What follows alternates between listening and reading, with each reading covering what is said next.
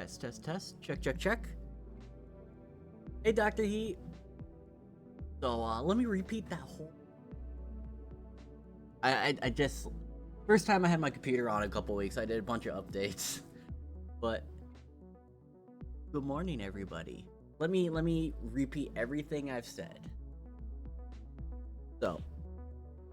Sorry I haven't been around for what seems like a month. I've been pricing out furniture, been pricing out, everything needed for the nursery, so I've been just baby prepping for the past couple of weeks.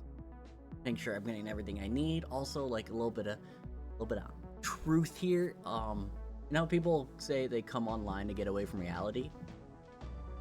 Well, I go to reality to get away from online.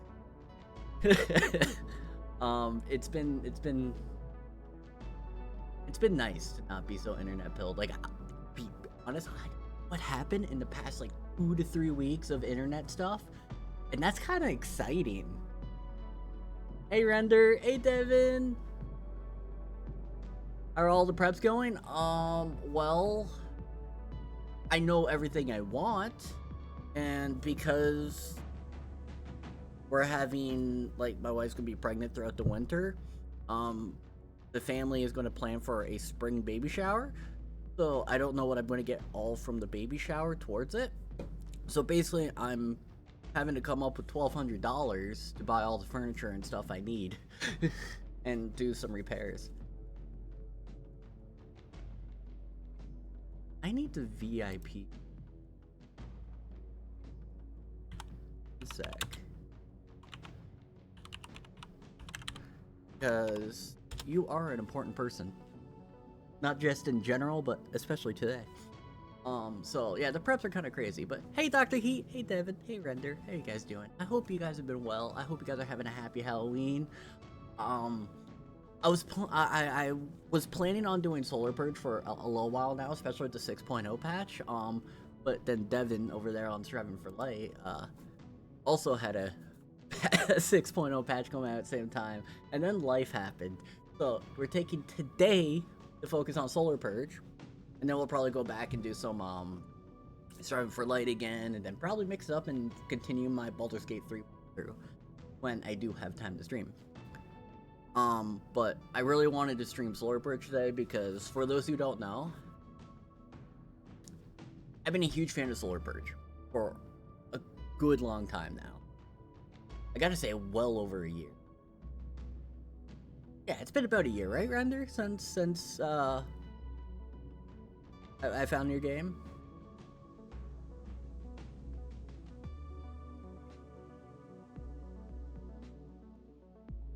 So, Hype C, check out the new games. Hey, well, Devin, this is a...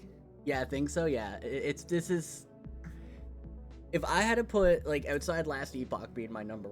I'm sorry, Render, I'm sorry, Devin. I know you guys wanted to be number 1, but you're 2 and 3. I'll let you guys fight over who gets second. Maybe Striving for Light gets second, just because I have a pink sheep in it. Yeah. Render, Devin Tide's so badass. He put my mascot into his game. So, you gotta up the bar now, Render. I'm from Europe. We don't care about much about Halloween over here unless in game to give us perks. Well, interesting enough you say that, Dr. Heat, because what I do know about this game is they have a Halloween level. Yes, there's some Halloween special stuff going on right now, and I'm excited to check all of that out. I'm from Germany. Halloween isn't very big here as well. Okay, to be truthful, like, I'm in North America. I don't celebrate Halloween. I'm the guy who turns off all my lights, close all my curtains, and I fucking hide from the world because I don't want to hear knock, knock, knock, knock, trick or treat, and then have to shell out like $200 giving other people candy. Bruh, I can barely afford to give my kid furniture right now. So what I'm saying is Twitch Prime.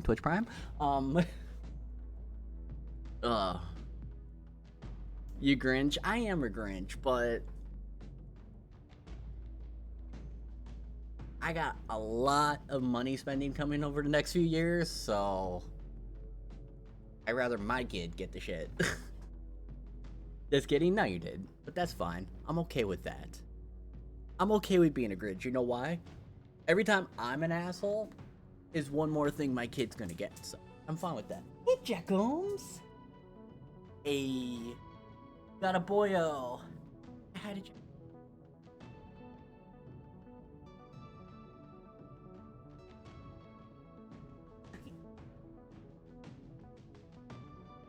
Ooh.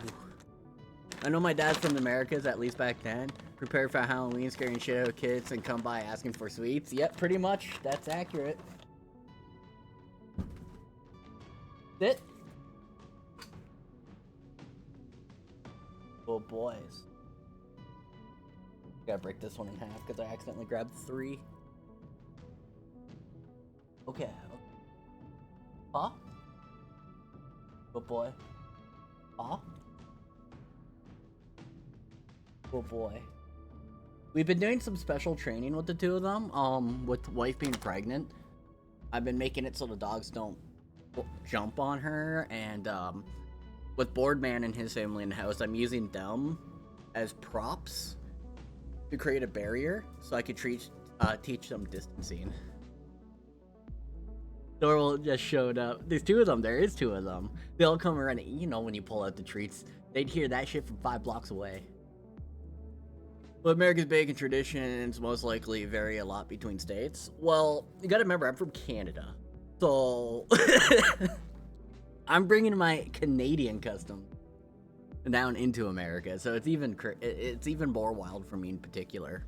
Because you gotta remember, Canadians, we celebrate Thanksgiving in October. But Americans don't do it till November. Or December, I forget. I still don't even know when their Thanksgiving is, to be honest. All I know is at some point, I'm going to get a second turkey. Hey. But with Halloween, like, we used to do big, but as we got older, right? Like, I had the perk of my sister being almost 8 years younger, so I milked that shit. You know what I mean? Like, I was 20. My sister's 12. I had a few years. But, now that I'm, like, to this point, like, where it's been a few years where I haven't done Halloween or most of the holidays, like, to be truthful, I only really celebrate my wife's birthday, my anniversary, Thanksgivings, because I like food. And then last year was the first year I celebrated Christmas.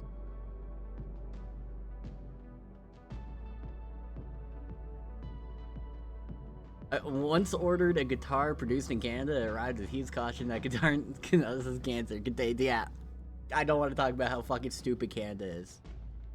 No Valentine's, no New Year's Eve. So Valentine's is a very special day, not because it's Valentine's, but because that's the day I got my green card. So we celebrate it for different reasons. Because that was the day we got my green card, which meant it was the first day I was legally allowed to like live with my wife. So it has a completely different meaning. Like my green card day on Valentine's, I went and did my interview, and then me and her, after we got it, went and had a 5-star restaurant to celebrate in Montreal. So for us, Valentine's holds a very sentimental cause, more so than just the traditional flowers, candies women expect to be wine and dine for too much money. But I also don't make a lot, so I don't have the means to really spoil her. Like, to give you guys an idea, for her birthday present this year, I bought it back in May. And I used my sponsorship money to buy her a very nice, and I bought it in Canada, so it'd be even cheaper. So, for context, this necklace down in the US would have been about $800. Well, I went to Canada, it was 500 CAD. But because of the American dollar is worth, so $1 American dollar is worth $1.33 Canadian at the time, I got that 30% off. So I basically got an $800 necklace for $300. And that was some of my sponsorship money. So, and then before that, the last gift I got her was I knew an author to a book series. And so I got first edition signed books as they came out from that author. And that was 3 years worth of gifts. So basically what I'm saying is next year, I don't know what I'm doing for a gift. Especially because like this year's been kind of rough on the pocketbook with all the other stuff going on in life. At the end, it was clarified it was a potential remaining one. Dust, got you. Yeah, obviously anything can cause cancer. Just talking to some people online give you cancer. So at the end of the day, like one thing I'll say about Canada, especially depending where you get stuff from, like instruments, I still know places that do handcrafted guitars, and they are like absolutely banger. Now, obviously, I'm not instrumentally inclined because my wheelhouse is clarinets and saxophone.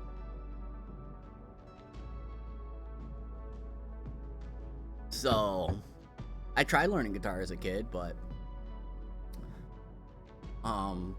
put it bluntly, no matter how much I practiced, I didn't own a guitar, so it was always a borrowed instrument. So I never got to really take the time to learn. And as for New Year's Eve, Dr. Heat, no, we don't do New Year's Eve. I'd rather sleep. Especially because it's right after Christmas. No real point. Like for Canada, right? You got like Canada, so you got Christmas, then you got Boxing Day the day after, then you got New Year's Eve, and it's just like it's too many holidays in a week span. So by the time New Year's comes around for me, it's just like, bro, I'm ready to sleep and start my New Year's off a good night's rest. You know what I mean? But yeah, no, it's been a rough time. So that's been a bunch of stuff going on in my life, and that's what I've been going on. So, but I saw your challenge accepted there, Renderman. I appreciate it. But speaking of stuff, for those who don't know, Renderman09 is a developer to Solar Purge. So if you have any questions about the game, you can ask him if I don't know. And I'm also going to do a shout out for Striving for Light. Devintide is a developer for Striving for Light. So, hey, I know you indie devs like to connect and stuff, so hey, here's a connection for you guys. But you could also, if you want to check out Striving for Light, you can get it off my Nexus.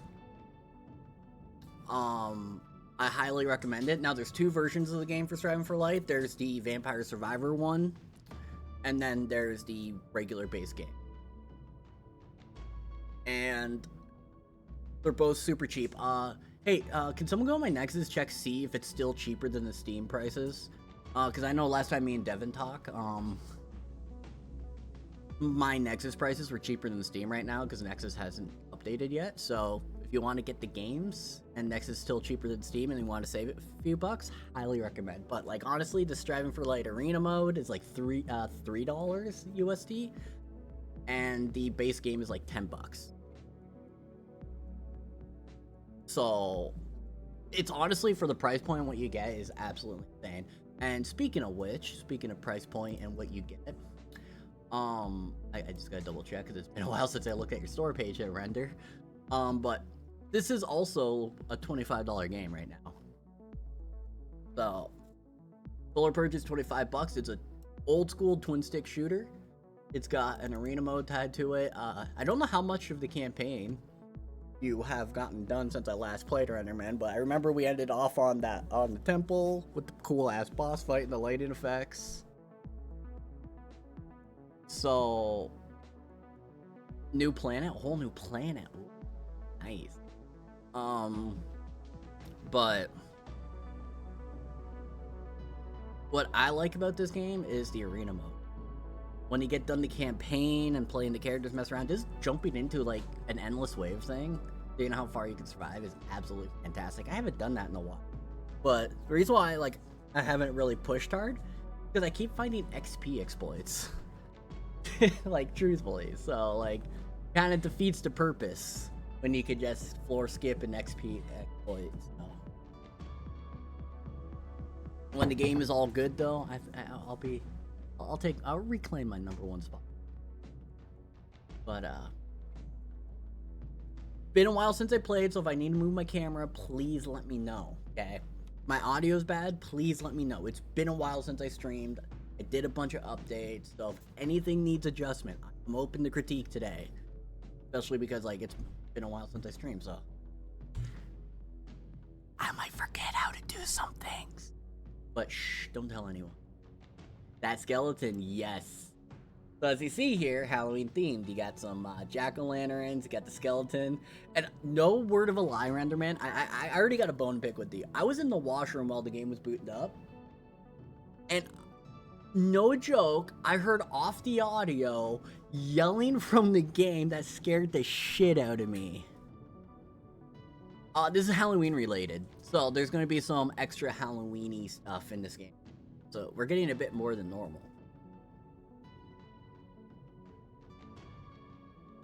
So, but you know how this is going to go. We're going to do the campaign, we're going to do a new game. There, that right there, the fucking laugh scared the shit out of me when I was in the washroom and getting things prepped.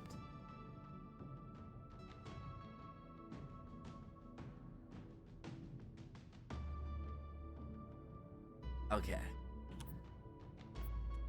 Alright, you know we gotta go our Juggernaut boy. So for those who don't know, you got different classes: Engineer, Juggernaut, Striker, Assassin. Okay? But I'm the best Juggernaut there ever was. That's just a fact. So, we go with my Juggernaut. Oh, let's get comfy, chat. Let's get comfy. There's a spooky content almost every level. Ooh, so there's actually reasons to explore right now.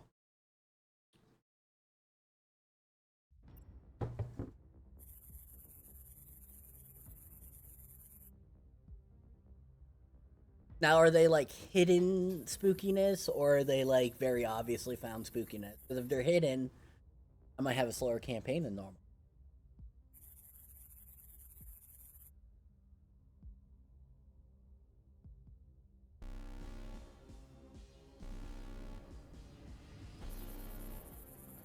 Oh no! I hope no jump scares. Nah, it's not that kind of game. And if there is, well, coming at you. External sensors have detected an incoming pirate attack. As per your incarceration contracts, all guests are required to report to the cell blocks effective immediately.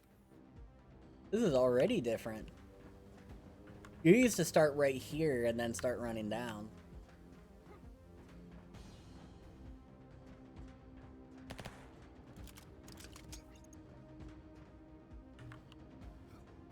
We still, nope. Okay. No.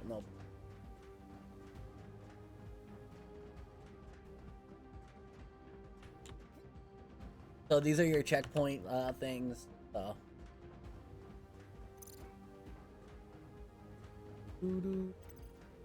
So you basically got weapons, you got your 3 abilities, you got like you get to choose between 9 abilities if I recall. Unless they've added some. And it's just honestly a good old fashioned.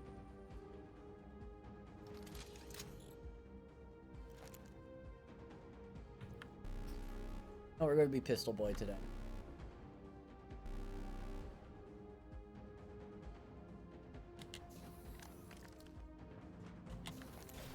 Ooh, that delay. I remember the weapon swap being more crisp. That's a pretty noticeable delay. So I gotta... Can I rebind the weapon swap on the mouse wheel again?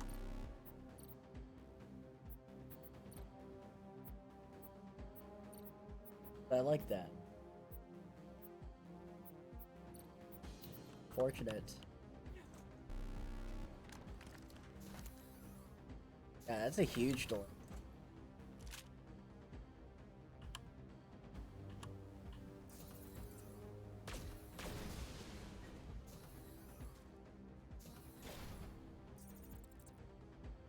I mean, this is just easy mode, you know what I mean?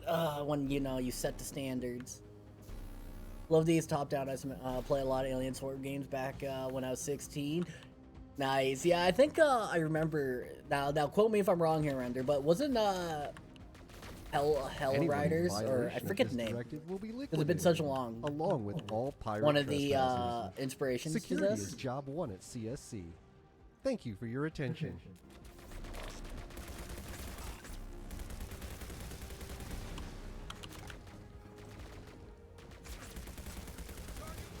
So as you level up, weapons will start scaling on Weapons rarity and discharge is stats. not So permitted outside of prisoner testing areas. levels are important. DMR is pretty sick. Pistol combat. You go shotgun.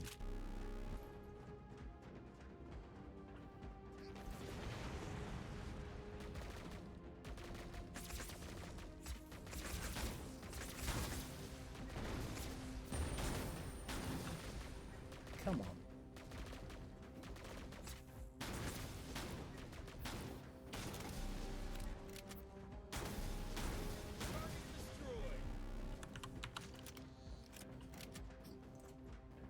So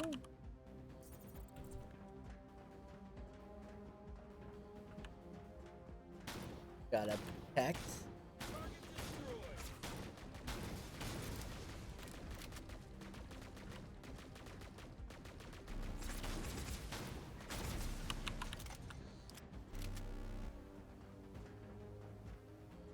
We wait. We want to get all these little boxes. Go. Credits. Fill that up. I still love immunity on dodge.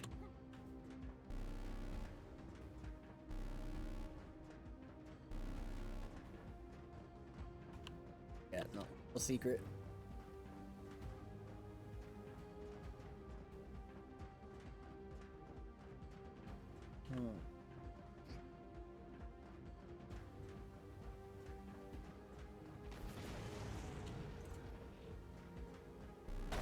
Checkpoint.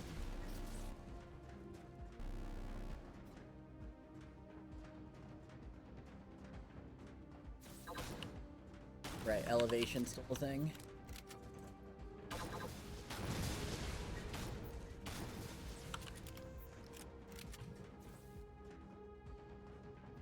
This rifle's pretty good for like stuff like this, but you really want to have a damn when we get to the bomb.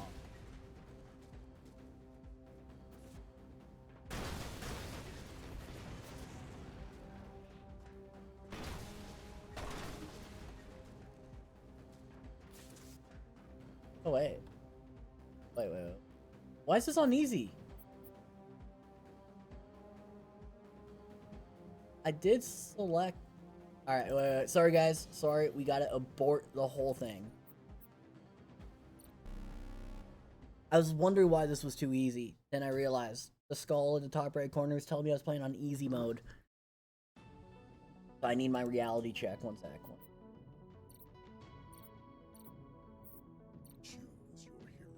There we go. Easy mode? Yeah, right? I'm on Twitch. I'm not allowed to play anything below fuck me in the ass mode, right? Because otherwise I'm a noob gamer. You know how it works.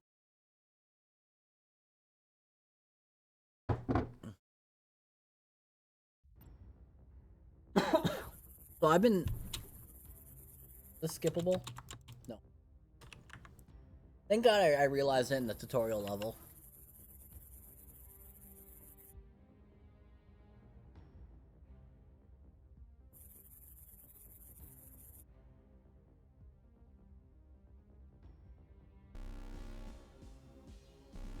Hey, Renderman, are you gonna make opening cutscenes and stuff like this skippable eventually?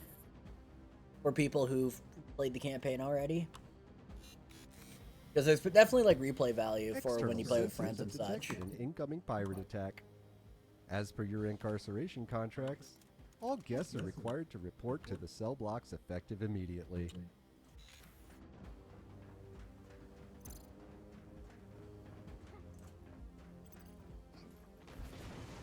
Alright, speedrun mode.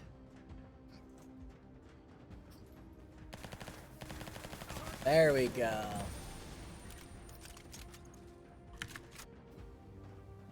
Or dynamically difficulty switch, so you also be something that awesome to add. Just realized mid game if it's too easy or too hard.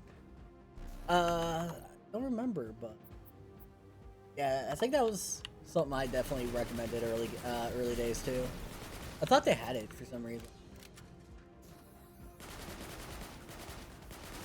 where you could lower it but not raise it or something like that. I don't know. My brain is definitely just. Yo, I'm the type of guy. So okay, so this definitely might be revealing, but I don't care.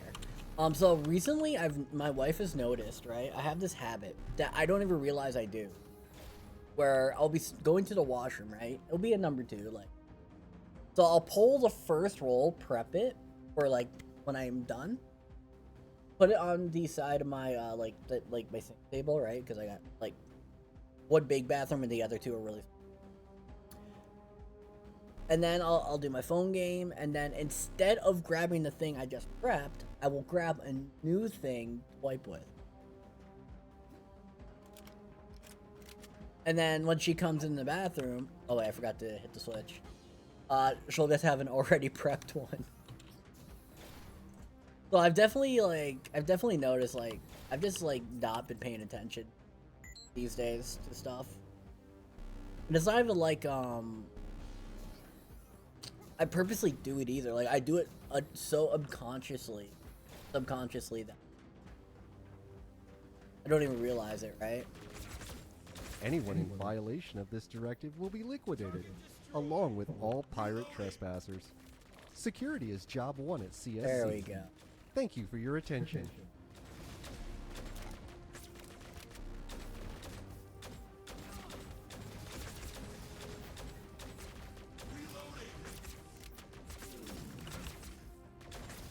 I cannot wait till I get my first.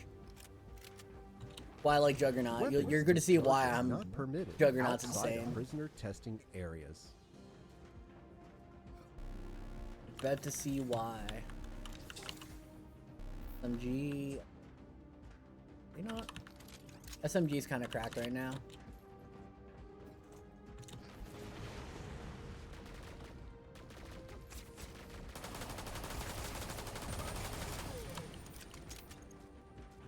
Something we could look into, yeah.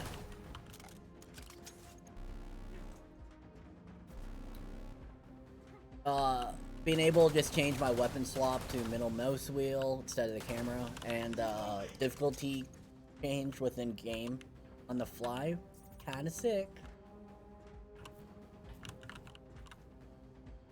How big's the dev team behind Solar Purge? I don't remember, because when I first joined, it was like 2 to 3 people to my knowledge. It was Render, community manager, and a couple other guys. Oh, sorry, like 3 to 5, around there.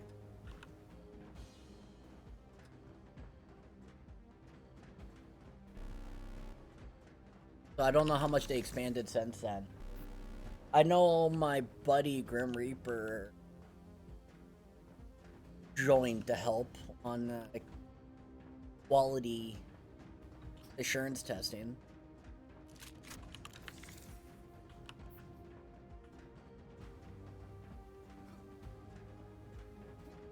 Nice skills per class, yeah.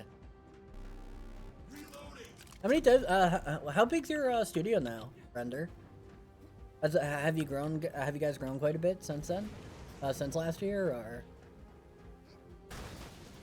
Dev team's 3 people right now. Got you. Okay, yeah, 3 hours. Right.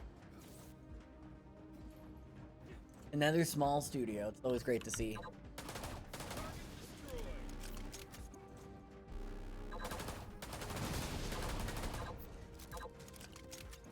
And a small group of internal QA.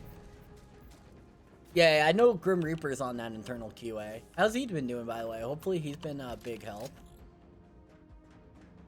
I was the one that told him about the QA stuff.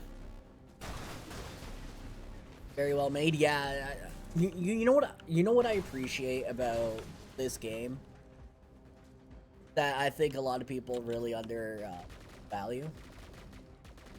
Now, this is not a knock on indie devs because I understand why it's this way, but I appreciate this is not another fucking isometric pixel game. Like I appreciate the fact it's not another isometric pixel game. Like, don't get me wrong, like, I understand budgeting, art style wise, all of that, like, it's much better for a smaller studio to do it because it is relatively cheaper to make. Now, is it easier to make? That's debatable because, like, it's arguably harder to make pixel games because you got all the tediums of lining things up, but Mining Zone. That comes down to the developer's point of view, in my opinion. Radical decompression. Hey, Sylvan. All guests remain in your cells and await further instructions. I'm not a big fan of pixel art. I don't mind pixel art. I'm just, for a better way of putting it, I'm burnt out on it. Know what I mean? There's so many great games that would just be better if they weren't pixel art. You know what I mean? That's why I like Striving for Light so much, right? Because it's like now this is not me putting words in your mouth or anything, Devin. This is just my viewpoint as a player of it, right? Ooh, you guys really upped the damage since I last played. All right, one second. There we go. I get my shields. You guys just looked at yourself, said, okay, we really can't do anything like on Unreal or anything like really clean cut like this, but you didn't want to do pixels, so you did the hand-drawn stylized route. And for me, it's really unfortunate that like that particular art has gotten I wouldn't say hate, but like it's not preferred by the average. Alright, where is it? Do I want to go plasma shield? Wait. Ooh, that's new. I haven't seen the wasp drone yet. That's new for me. Alright, but you know the rule, right? Right? We gotta go. Oh wait, I gotta move my camera. 1 second, boys. 1 second. Yoink. So this is the skill tree. You got 9 abilities. There's 8 right now. And you just a simple upgrade. As you level up, you get SP points. And as you get SP points, you can invest into abilities. So first things first. You bet your ass. So now I have a shield that I can place. If you played Overwatch, think Reinhardt shield, but not mobile.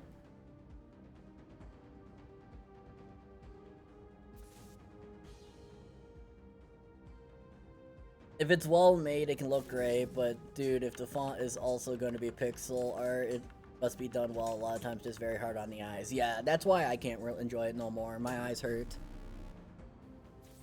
Losers can't comprehend my creative genius. It's true. It's true, Sylvan. Like things like so you know what often ruined pixel game for me? It's not even like the pixels themselves. It's bloom effects. For some reason, every pixel game, they think the correct idea of lighting is just put fucking crazy bloom effects into.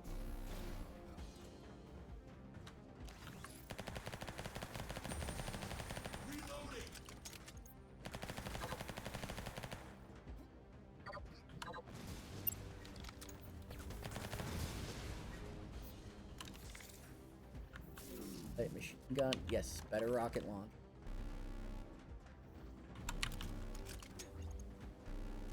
How long does this drone last? Is this a permanent thing? If this drone is permanent, I might have found a new favorite ability.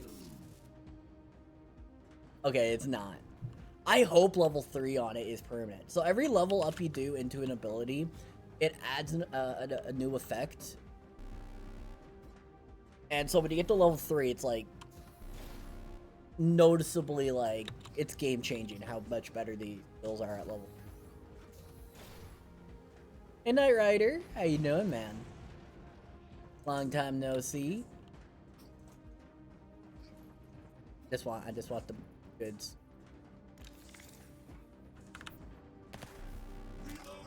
Screw that little maintenance.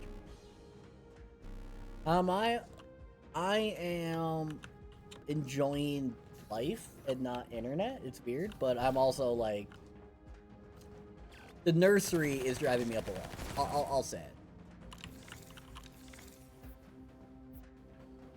All the furniture planning, measurements, thinking what colors I want to do. Because, like, so what I'm trying to do, right? Ooh. Blink.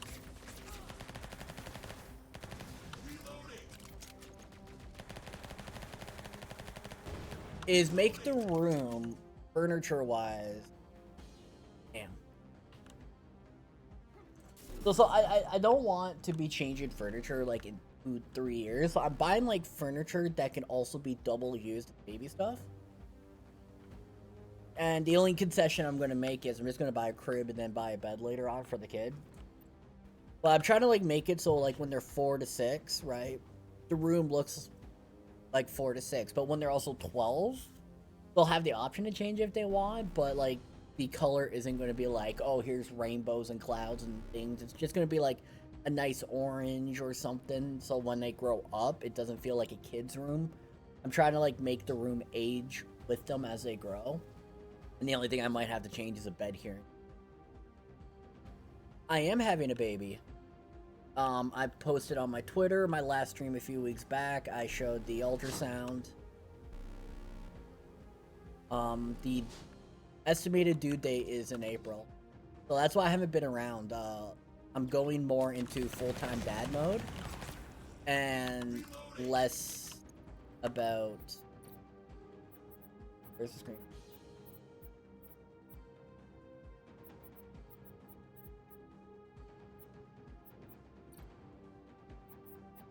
Oh, here we go. Yep, game difficulty. I knew I saw something. Render, where's screen shake? Am I like insane? Can I not turn off screen shake? So yeah, I'm having a kid, and my career is put on the back burner. I'm no longer making life or my career about me.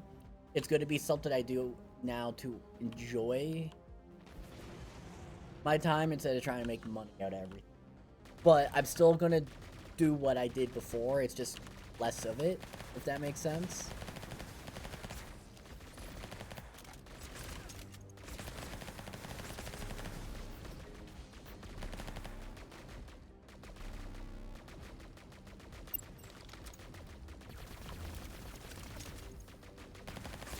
So I'm still gonna like review games. I'm still gonna help indie devs.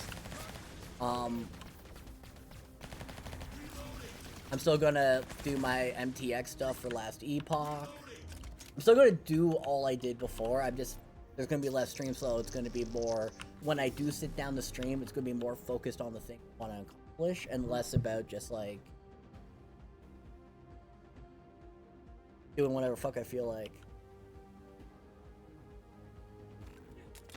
So that's why I'm not gonna be around as much over these coming months and next year, but I can never give up my dream wanting to impact the industry in a positive.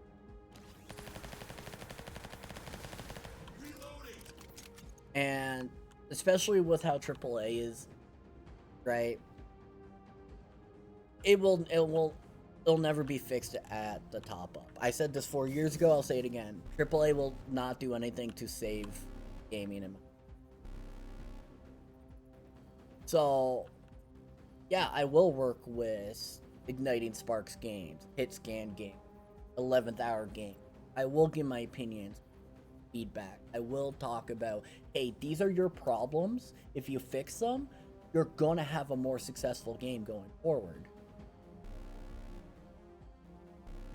Because the truth is, I've been in the industry longer than most companies have been a company. And so, with my focus being about my family, first, I've always said it, one of my channel rules is IRL first.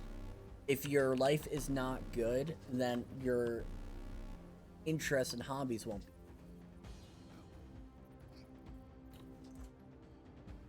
And so, that's why I've always taken breaks when I did my life stuff. But when I come back, I've always said, hey, this is the con. Help Baldur's Gate sets up Hades 2 to destroy how AAAs are. So Hades 2 will just be good, because Hades 1 was good. Baldur's Gate didn't need to set up Hades 2. That's just a fact. Hades 2 will just be good. Simple as that. The company knows what they're doing. They know their audience. They know what they excel at. And they have a great stylized art style. Like, the game is just going to be good. Like, we don't have to worry about that. Baldur's Gate, I'ma say it. People aren't going to like it. Baldur's Gate 3 was Larian's worst game they ever made. Worst game they ever made. At launch, they didn't have a finished game. Like, come on. Baldur's Gate made my opinion of Larian go down. There were huge problems with bugs. There was unfinished gameplay. Like, there was a lot of problems with Baldur's Gate. Now, have they fixed it since then? Most of them. Is it a good game now? Yes. Did Larian get too much of an ego boost for something that they did lackluster? Yes. Just like Witcher 3 is my worst rated game of all time. Worse than Cyberpunk 2077, but I think a lot of these games and companies, people forget to notice that there's these major issues, because gaming as a whole has gotten so bad. When something mediocre comes out, it gets told it's a 9 out of 10. It's an 8 out of 10. When reality, it's like a 7.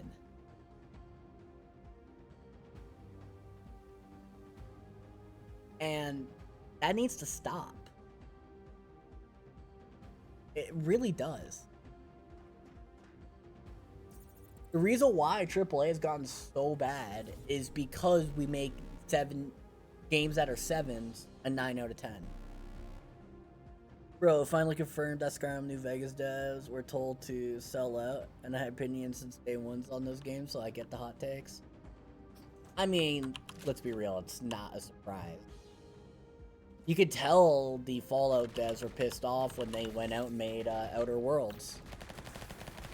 They straight up left their IP to just make a better Fallout under a different name.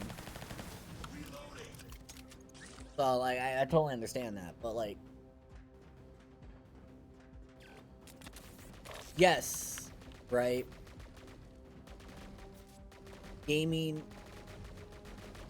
is about being a company, right?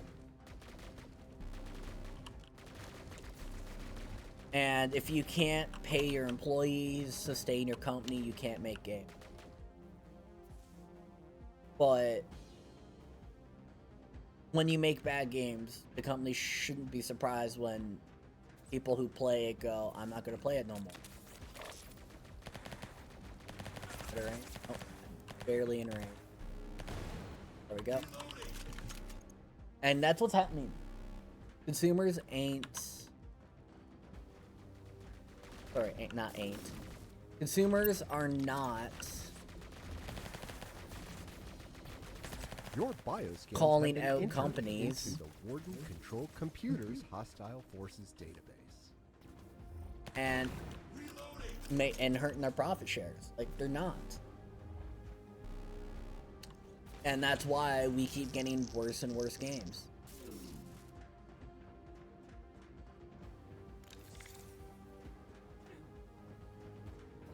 Now, some companies were never good at making games. Cough Bethesda. But let's like not pretend here for a minute. Like, I'm gonna say it. When a game company like Blizzard makes D4 in 7 to 8 years of development, their words, by the way, and we get what we got. Sorry to say, like, now, I need to clarify this. Deventide, render, I'm excluding you and EHG from this. Okay? But when it takes you 7 to 8 years to make a game like Diablo 4, and you credit everyone in your company, all 3,981 employees, you should fire 3,985 employees. Because they all fucking suck at their job. They're all talentless. I have not seen a more asset flipped HD upgrade to a game than D4. I could show you tile sets from D3 and D2 that were used as the foundation for D4. I could show you how much of it they actually created versus reskin. They can't come up with new systems to save their life. Yes, Season of Blood, a lot of positive stuff, but when you're going from a giant turd to a smaller turd, it's positive, but it's still a fucking turd. I'm tired of Bethesda using the excuse we can make bad shit because modders will fix it.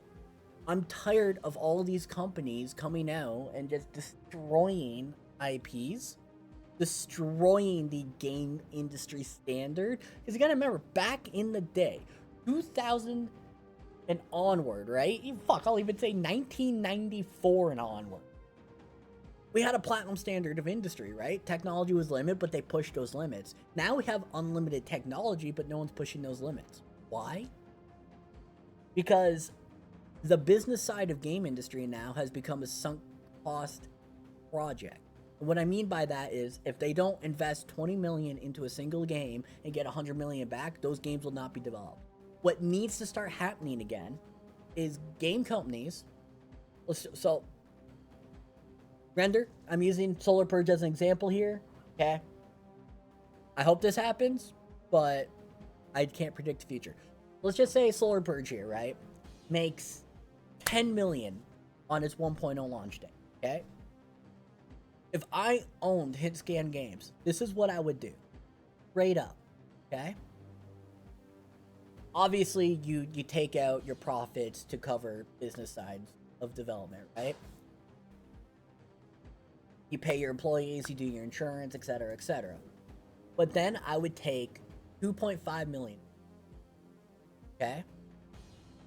I would hire another 3 to 5 people. I'd be like, okay, you go and make a different game. And then I would take 1 million of that, and I would take the current team on Solar Purge, and I'd be like, all right, you're going to now develop an expansion with this.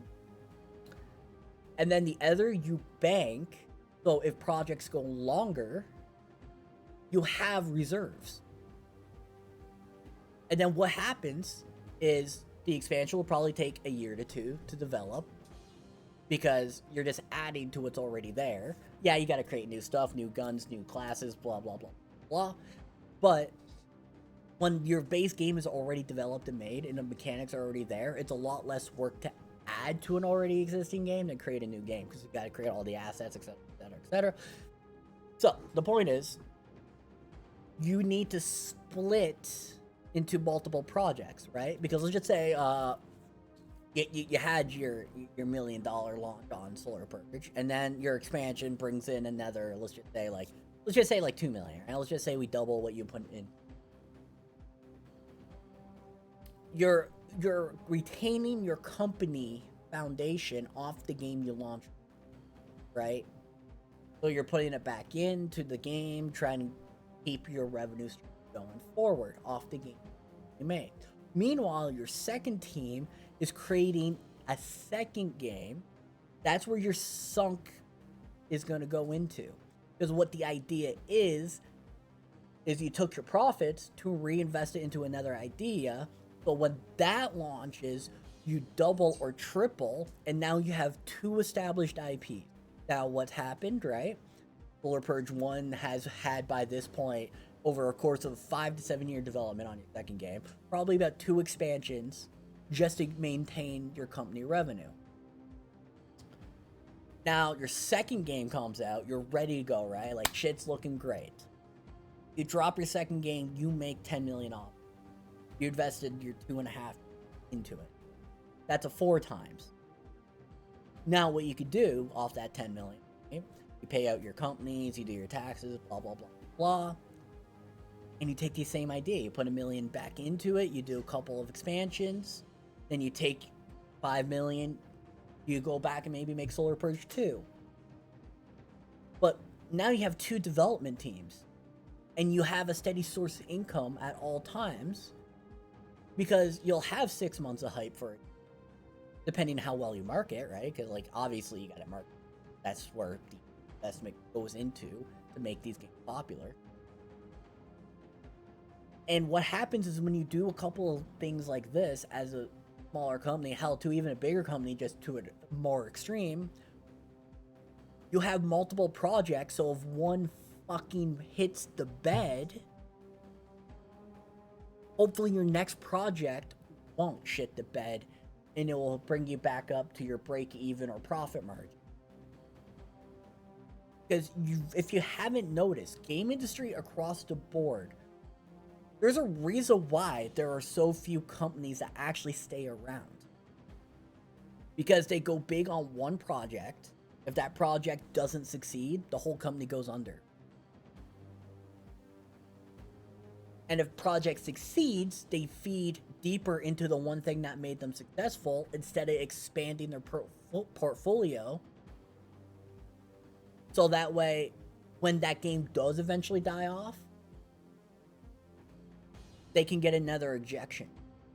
This is a lot of basic business practice that is lost to modern industry because no one does this anymore. Isn't this exactly what Crate / Supergiant does? I don't know Crate well enough as a company to do that. And who's Supergiant again? I'm sorry, like a lot of my knowledge is from companies I personally interacted with and watching a lot of the companies grow. Supergiant's Hades, gotcha. Well, Hades I can't really say because as far as I'm concerned, they only went in on Hades, right? And now they're doing Hades 2 again, which is the same IP. So I would actually disagree in this because instead of expanding their portfolio, they're just deepening the portfolio they already have. Look at Larian Games, for example, right? They acknowledge they're the go-to, oh wait, I'm going the wrong way. Like, tactical combat company, right? Good RPG making. But if you look, they got their Divinity series that they did a lot of. They got Baldur's Gate. They're starting to expand out from their original ideas. They're trying to strengthen their portfolio, saying, hey, we may do this one genre and we do it really well, but we're not just only doing Divinity. You know what I mean? What makes a company succeed and stay around for the long term, right, is not their one idea doing well. It's the ability to take your skill set and expand it across multiple ideas.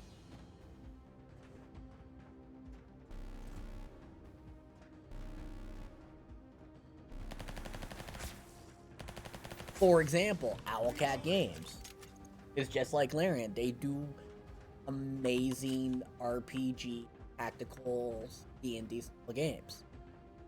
But Owlcat is doing a Warhammer Rogue Trader. It did Pathfinders. It's done so many different universes that they show they're not just,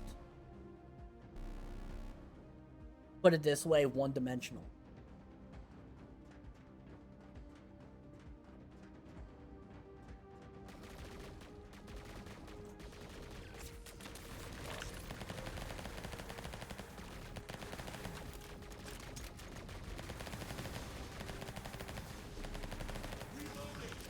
So, and as far as I'm aware, Crate has done only Grim Dawn. Now, I'm aware they're originally the Titan Quest devs, but as a company, right, like, I'm aware they've only done, and they do expand. Especially as a smaller indie studio, directly going to sequels kind of dangerous because you're creating in-house competition on your own products. Exactly. Exactly.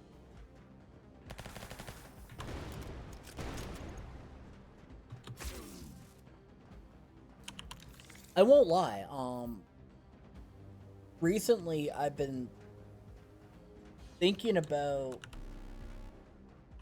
now obviously, right, like this would depend on a lot of stuff, but I've been thinking about, since I'm going to be a full-time dad, right, and I'll have more and less time, so to speak, like more time for life because I'm dealing with my kid all the time, doing stuff around the house, and so that's time I'm not doing streaming, but less time because it's a fucking newborn.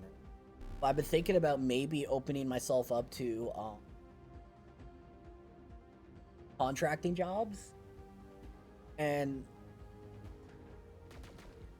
opening myself up to maybe working with indie games in a professional sense as a QA tester and as a basically, like, I wouldn't be the producer to their game, but like as someone that they can go to as a resource to tell them the truth of their product, what's good, what's bad, the viewpoint of their company, how they should approach marketing, like just someone they could go to as like a knowledge resource. And I would take my time, right, when my wife's home, right, and weekends, since she's always got weekends off, and federal holidays, I would take dedicated days to sit down with the company, be like, okay, this is what I've researched, this is what I've done, here's the trends, here's your problems, and help companies who lack direction have more of a direction on what is expected. Because there's definitely like a lot of indie studios out there that have a good idea, but they don't know how to put themselves out there to expand their idea and market. Farthest Frontier is made by Crate, and they're also working on. Oh yeah, I forgot about Farthest Frontier. Yeah. That's the RTS city builder. Well, not city builder, but I view anything as base building and stuff like that. City build. I forgot about that completely. Yeah, you're right. Now keep in mind, Farthest Frontier is actually a perfect example of why I'm thinking about going into contracting work. That's a game that was actually really well done, but the marketing on it didn't exist. That's something where Crate needed to market. I think it would have done well within the genre if it was marketed better. Just got a 2-minute ad? No! 1 second.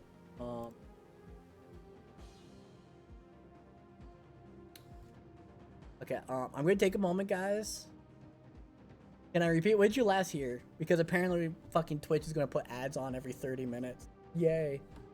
Where did I cut out before the ads kicked in? Sorry, guys. I'm in a very talkative mood today, and I'm just off in my own world. The point about Farthest Frontier. Farthest Frontier is a perfect example of a game that would have done well within its own genre, because the market trends, the gap, the timing of it all, they were filling a much needed gap within that genre at its time. Well, it didn't do as well as it should because they didn't market it for shit. They did the Steam stuff, right? But like, they did their Twitter, but like their Twitter doesn't have that big of a following, right? Like how my Twitter doesn't have that big of a following, but like the point is I know how to market because like, look at my Twitch, right? It grew steadily, but it grew. And I'm not very consistent. Farthest Frontier was very good for what it was. It was, for lack of words, pretty bug-free. There was obviously every game has bugs, nothing perfectly bug-free. It worked. Graphics were there. Mechanics were there. The gameplay was there. The price point was a little bit off, in my opinion. I think it should have been $5 to $10 cheaper to be in that sweet spot, but they could do that on sale. and the marketing was done. Yep, very hot take about Far the Frontier. What's that?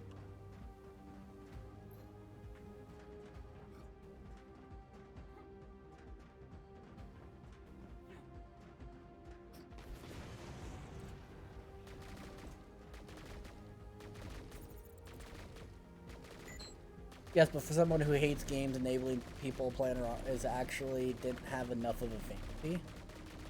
So, I understand what you're getting at with that. And I agree to an extent. But I'm gonna say this, and I think this might come across in a negative way. I'm not trying to be negative, but it's kind of the truth.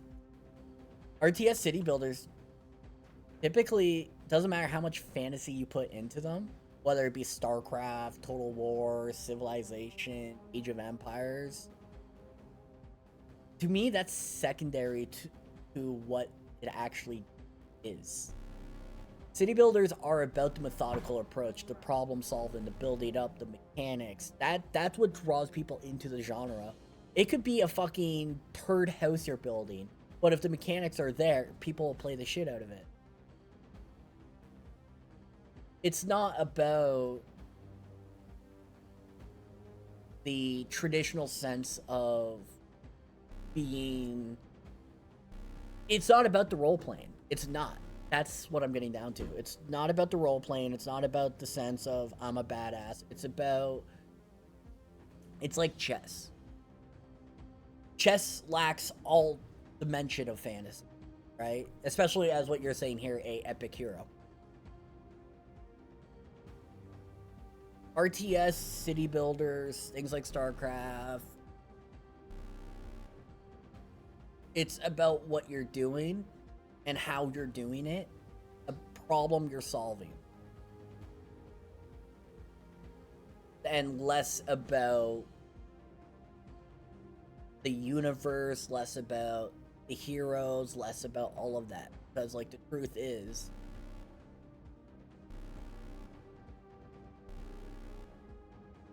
you're creating solutions to problems. That's what makes strategy so appealing, and that's why strategy is dying. Because the modern generation lacks the ability to critically think, solve problems, and patiently wait to see the outcome. That's the truth. Against the Storm comparison is cute animals playing God and having... Yeah, I get what you're saying, but Against the Storm was a good game, but it did not do well for what was expected. And that's because... And now, this is just, again, my opinion, but it's an opinion that has been echoed by quite a few creators. It was a good game, albeit it was too simple for what it was trying to accomplish. It needed more in-depth mechanics, diversity mechanics, and more problems to solve. I like Roller Coaster Tycoon theme park setting. I love building theme parks. Never had any left for building cities. When it comes to more fantasy-like settings, Farthest Frontier would work for me. But Farthest Frontier is much less fantasy. So I'm gonna create a perspective here, because I think this is a perspective that needs to be said. Because I think this is getting forgotten.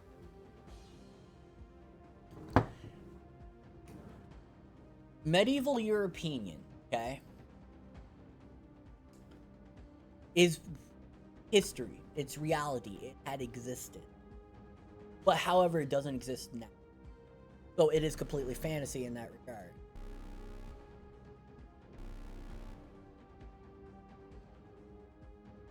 I think the problem here, right, is maybe not necessarily the fantasy or the setting, because Age of Empires, I can go over all the settings. I think the problem here, and this is the one thing that I think the game failed to do, is get the player invested into what you're doing. Because it kind of does just opens you up, says, here's the mechanics, here's your world, now do it. Right? Things like Halo Wars, for even Christ's sakes, right? You had when you do the campaign, when you play against other players, there's an urgency of something's going to come and kill you. And with like something like Roller Coaster Tycoon, you have the urgency of, I need to make a profit, or I'm going to lose what I'm building. Earth Frontier was kind of like so chilled out and relaxed, even within its own genre, that like I didn't really have much.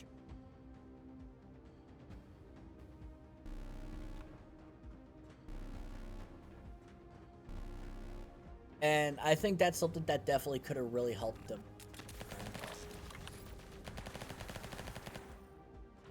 Alright, boys. Guess what? We got 2 points saved up. Ah, oh, we upgraded our barrier.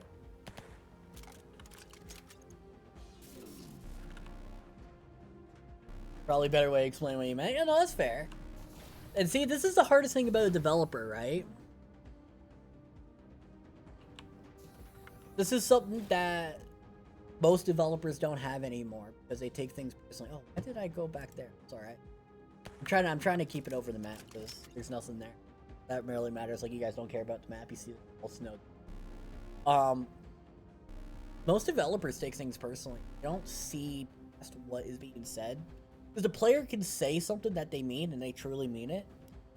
But the problem they're trying to state is not actually the problem they're trying to tell you. Because the way it's coming across, it's making you think it's a different problem. And as a developer, you gotta not read between the lines, but you gotta read between the intent.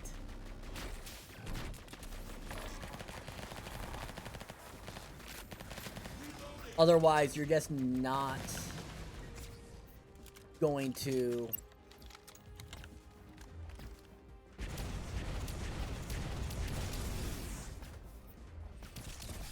boss fight. Sorry, guys.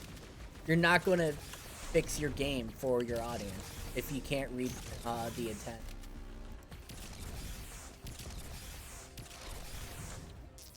Because I can't explain to you how many times I've seen people say, this is my problem, and they're like, no, this is my problem, but their problem isn't actually what they're stating.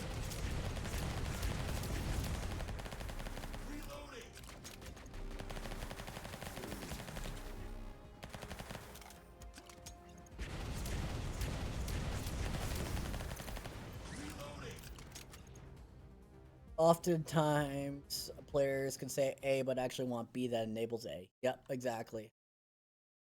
That's like me giving someone food poisoning and then crying, people being mad at me because I tried really hard on it. Yep, exactly. Exactly, that's a great analogy.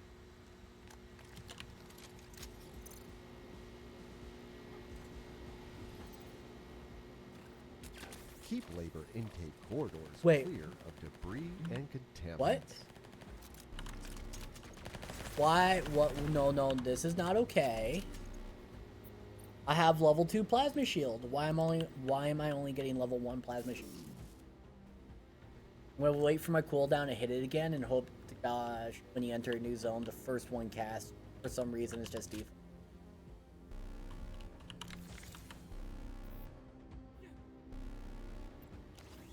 Nope.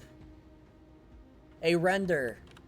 Your abilities on upgrades in the campaign when you go between levels, it doesn't register this upgrade. It'll only save that you got the first level of it. I should have level 2 plasma shield right now, and I'm only getting level 1.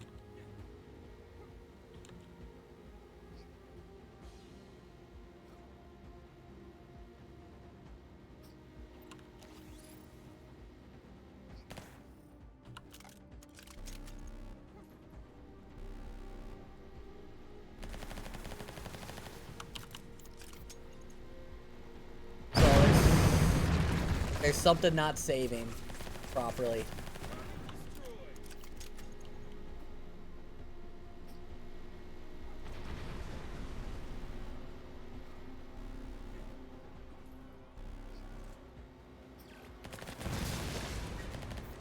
By the way, I haven't seen any of the Halloween things in the campaign.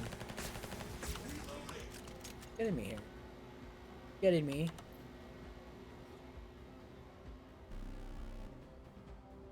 Okay, new guns. Powered sniper.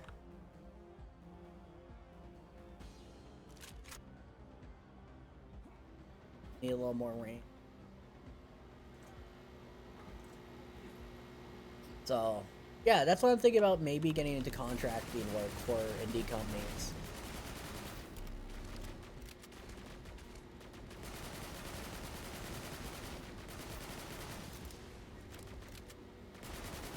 As a, like, side thing.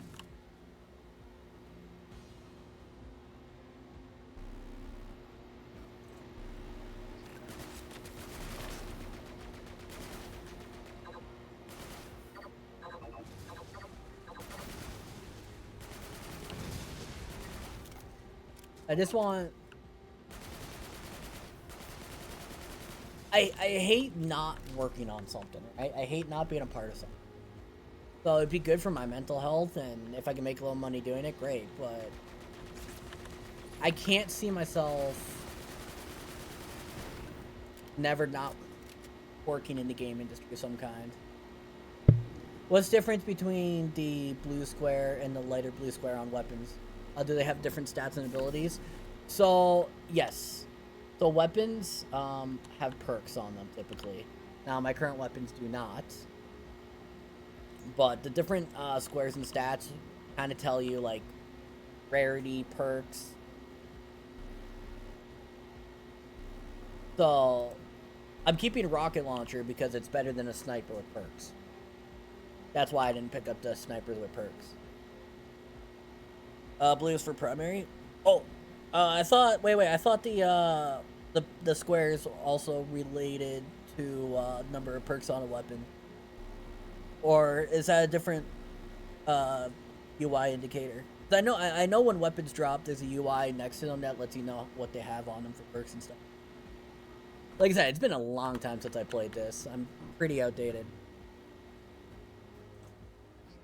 I'm trying to, like, relearn to a degree.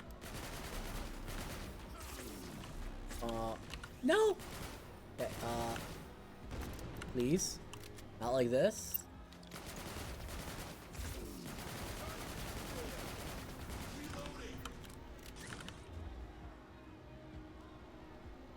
Oh, kind of perks? So, if I remember, the clover is increased crit. Like, there's crit, there's fire rate. I think there's just straight up damage. There's magazine size. Oh my god, the screen shake.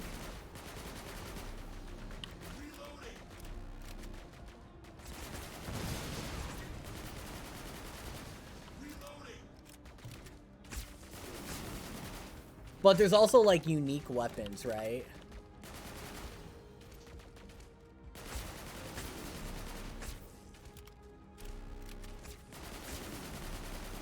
So, the unique weapons will have a special attribute.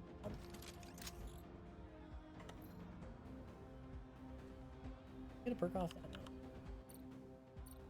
But is there a wombo? Wait, what's a wombo?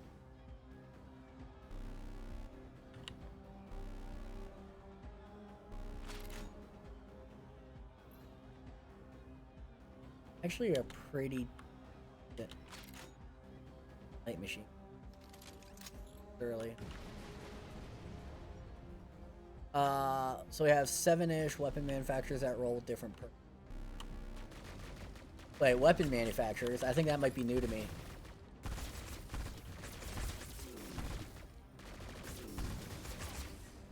Okay.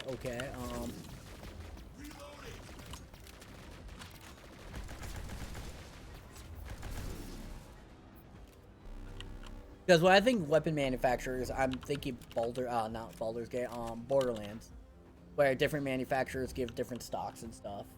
So are you saying, like, now you have, like, that kind of mechanic with perks?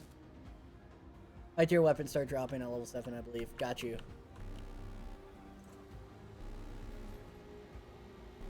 Like, give you guys an idea, the last time I played this game was 5.0.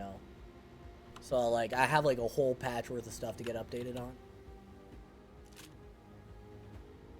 Okay, come on, Uwumbo, you know, I Wumbo, Uwumbo, Shami Wumbo. I do not remember the Wumbo. I don't. I might have known about it at one point, but, like, my brain, how it works, it only retains stuff that matter to me. And the only things that matter to me is my games and my family.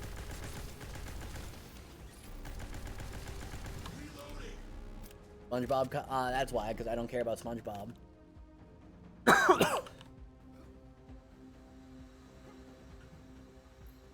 I'm a huge believer that the world would be better without SpongeBob. People just, the only thing that they wouldn't know how to do is spell campfire.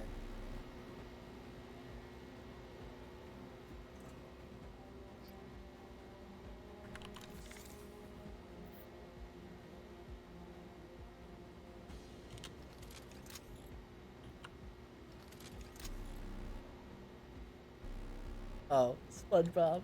Hey, look, I have not seen or heard anything about SpongeBob in years, except... Okay, I'll actually, you'll guys get a kick out of that. You guys will get a kick out of it. This is the only thing I like out of SpongeBob.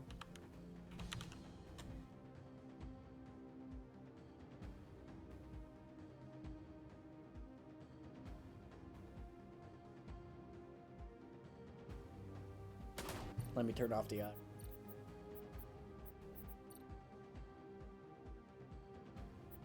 for a second. So this is a channel I've been watching for a while. The only thing I like. Try and leaving one in the chamber for primary weapon. Wait, one second. What do you want me to do? Try deploying the wasp realm and then leaving one in the chamber primary. Oh. Leave one in the chamber. And then deploy. Oh. Does wasp drone replenish ammo?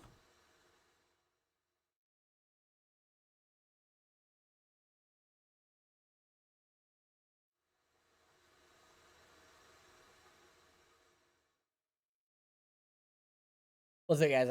I need to see. Oh, I died. Rip. We're in a campaign, so there's checkpoints. See what happens? The wasp drone disappeared before I got to the enemies.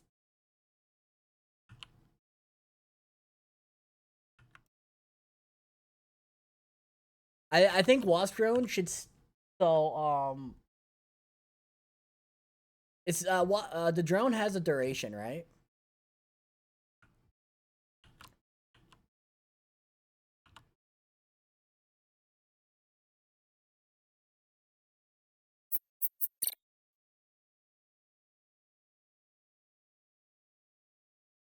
Because I think how it should work.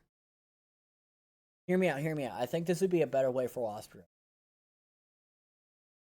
It should consume a clip of ammo and stay active. And once it runs out of ammo from that clip it stole, it then disappears. It goes on cooldown. Because you can clear things really quickly and have like a long duration of not having it.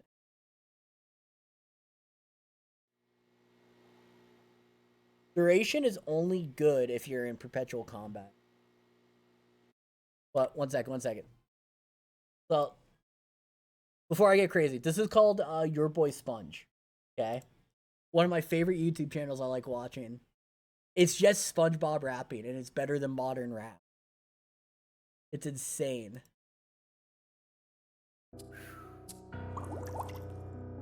Had to blow me a bubble real quick. Ease the stress. I'm ready. Got off work, went straight to the spot. Gucci knockoff shirt with a fake pair of Crocs. Man, I got my net and I got my socks. I'm ready, I'm set, SpongeBob unlocked. I'm square like box, I'm square like blocks. I'm here by the rocks with my gear and my Crocs. I caught a nice haul like 50 in the flock. I gotta catch 'em all. Ask Misty and Brock. Knock, knock, who's there? I can't reveal. I'm catching sea hares and electric eels. I'm spinning so fast like electric drills. I'm a general here like a Fred Frick Steel. And until uniform lets a Met Frick feel. I'm effective, so I have to flex my heels. What the test reveal. I'm blessed, I wield my net and I bet that I get surreal at night. I'm jellyfishing at night. I'm jellyfishing at night. My net and the jellyfish enter. I'm made for this sport cause I'm the inventor. I'm the master of the student, call me Splinter. Cobra than December. I was jellyfishing and a guy tried to rob me. He told me, SpongeBob, give me all of your broccoli. He thought he was strong. He was oh so cocky. Little did he know it was about to get rocky. We're about to fight right now like hockey. Then I kicked him in his eyebrow, karate. Then he came closer and he wanted to clock me, but I pulled a flamethrower out of my body. Yes, I pulled a flamethrower out of my body. Yes, I pulled a flamethrower out of my body. Guess what, clown? You just ruined my hobby. Now it's going down real strong like sake. I'm about to turn you brown like Bobby. I'm about to cook you on the ground teriyaki. He got scared, started running real sloppy. But I didn't care, there was no way to stop me. Cut up to him fast like I was a Bugatti. He tripped and fell, dropped all of his belongings. Then he saw the flames and he yelled for Mobby. This is not a game, it's too late, I'm sorry. Now you're about to be fried calamari. You should have been folded like origami. He did a fake cough, then I told him, hey boss, it's your time to melt like Salvador Dali. Those words are your last, then I pulled on the gas and a big blast came fast like Nagasaki. I thought I told everybody, jellyfishing is my zen. Now look at you, burnt to a crisp. To anybody else out there, don't mess with me while I'm jellyfishing, especially at night. I'm jellyfishing at night. I'm jellyfishing at night. Then the jellyfish enter. I'm made for this sport cause I'm the inventor. I'm the master, you're the student, call me Splinter. Cobra than December. Jellyfishing at night. Fire underwater. So you get the idea. This is the only thing from SpongeBob that matters. Actually, here, I should actually put that link in chat. So that is your boy Sponge. Yar. I highly recommend go give a sub and some love to that guy because holy fuck, it's so funny. Left for a minute, came back to that. Yeah, he's got his whole channel is that. Like that's not even my favorite one, by the way. So, highly recommend go give him some love. Probably gonna get DMCA'd on when I convert this over to YouTube, but you know what? Fuck it, it'll be worth it. Access to atmospheric control zones is restricted to staff and automated services only. I need to put that at a 4. Currently dispatching security forces. Comply with all their instructions. Alright, try elites. Now I gotta try hard. I just want my shield back!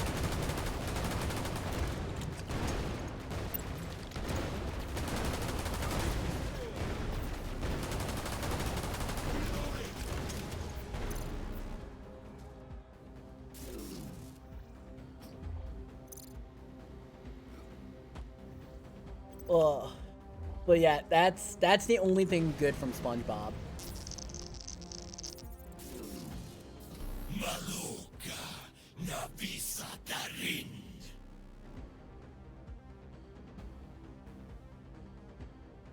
Okay, so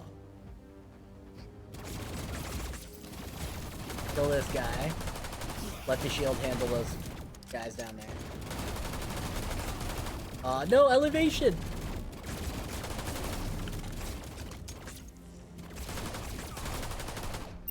Yeah, let's see how well this does. Oh, okay. I see. Empty the clip and then pop it before reload. I see what you did with this. That thing fucking shoots like a madman. I thought SpongeBob was giving U.S. President Joe Rogan advice. Didn't know he was a rapper. Yeah, he's probably the best modern rapper to exist. Though unironically. Try leaving one in the chamber, I'll figure it out. Yeah, I noticed at half clip, the fire rate increase.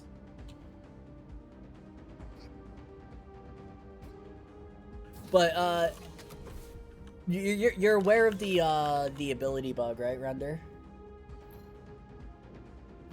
New levels don't give you the upgrades to your, abilities.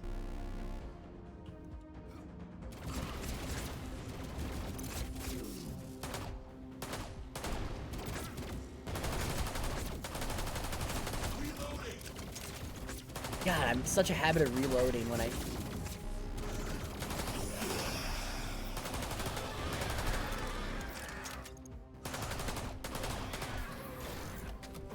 Yeah, working on that one. Okay, cool. Yeah, that's kind of a big one. Because if you're playing through the campaign for a first time, you upgrade an ability, you go back and it gets downgraded. Like, I can see people like straight up stopping playing after that bug hits them.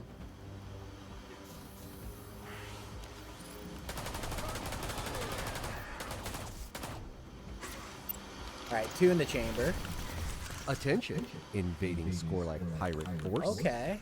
You are in violation of the CSC regulations regarding unauthorized facility entry. And have multiple outstanding fines from the Brennan Customs Ministry for unauthorized use of jump gates. That's down. I just realized something, right there.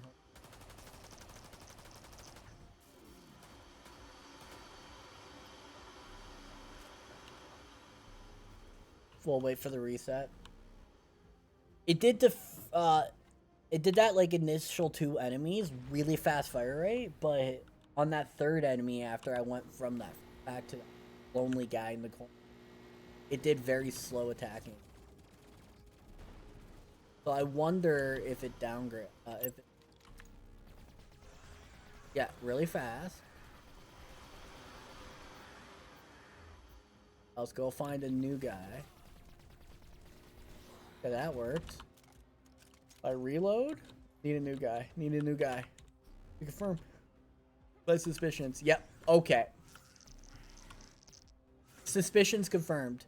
So Render, the drone, if you activate it at 1 bullet, it'll shoot really fast. But if you reload, the drone will start attacking as if you had a full clip, so you lose the benefit of the 1 ammo rapid firing.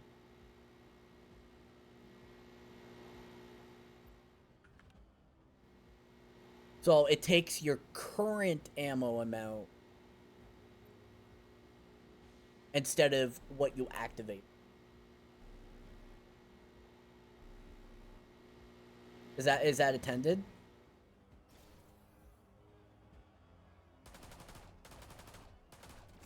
It's not supposed to compete with engineer turret. Okay, so it is intended. Okay, then what I suggest, just to establish a better cohesion. Oh, one sec. Since you don't want it to compete with engineer turret, I suggest in the ability word it like this, so people realize. Because it says deploy an auto fire support drone that fires faster when primary ammo is low. Okay.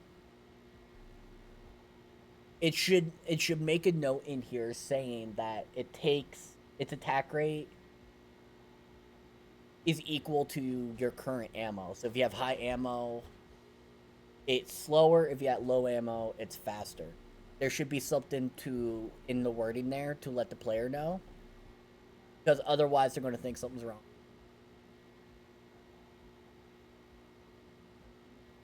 Yeah, okay, cool. That's an easy change, yeah. I knew it'd be an easy change. I just, you know me, I like making sure the intention of how the game is clearly communicated to the player. And when you, as the Juggernaut, is backing everyone out, yeah, no, that makes sense. As engineer's my second favorite class, so I definitely understand you wanting the classes to uniquely feel powerful in their own way.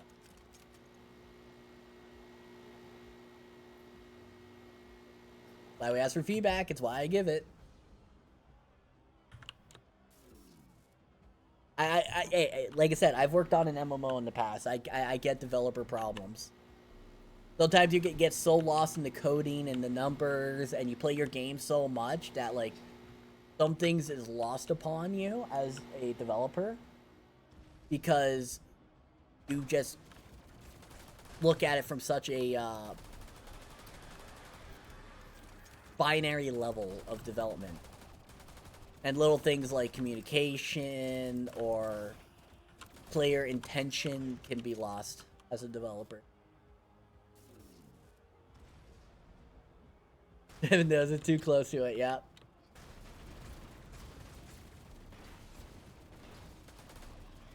Me, the reason why I'm so good at, like, giving feedback is because, I know how to critique everything, because, as a self-deprecating asshole who don't like myself most days, I know how to, criticize the things I love. In fact, I'm harder on the things I love because I want it to be better.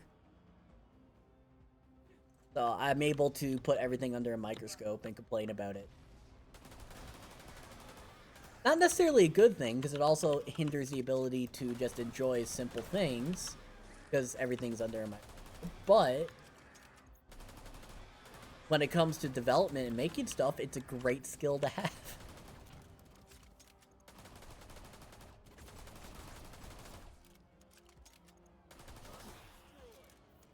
He speaks truth.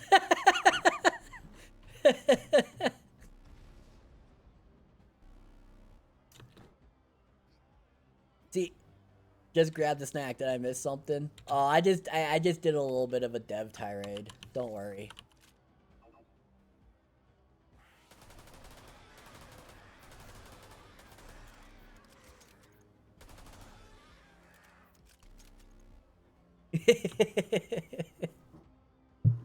Oh, by the way, okay, I got good news about Twitch, by the way.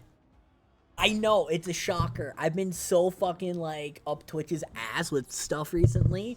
I got good news about Twitch, and I actually wanted to implement it today, but I just remembered.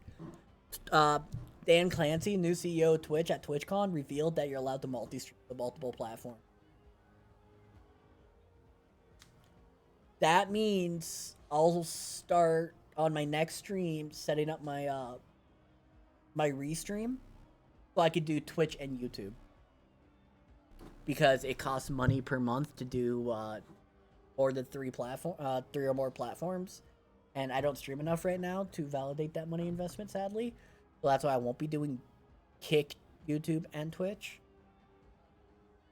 But it's just nicer for me to do Twitch and YouTube, because then, like, instead of having to, like, import my VODs over, and giving you guys an idea, to import a Twitch VOD of 2.5 hours over to YouTube, it takes 6 hours. So, yeah, it sucks. That's great. We've been streaming on YouTube. Oh, have you? I've been wondering. I've been like, where are these VODs coming from? Because I've got you guys followed on Twitch, but not YouTube. I'm sure you're aware of the YouTube notification problems, right?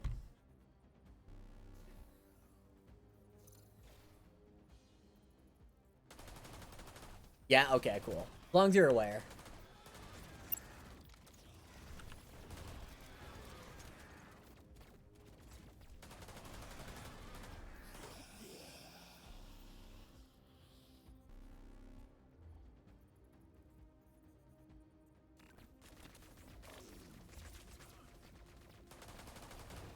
Hey, I don't know what the level 3 turret looks like yet.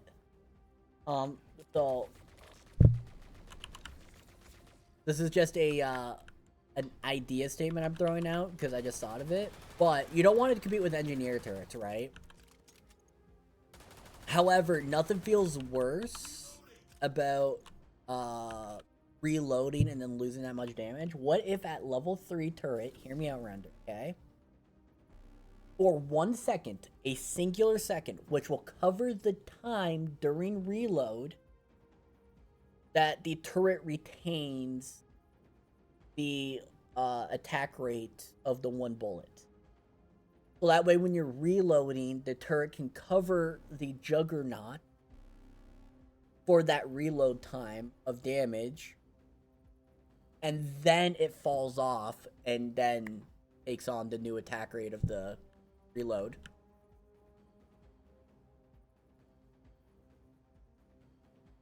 Okay, what's this? Yep. Think about it.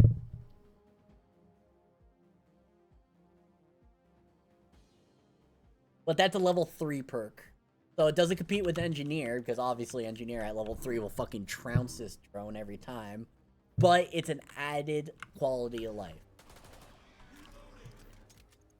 It's something so small that the average player won't notice.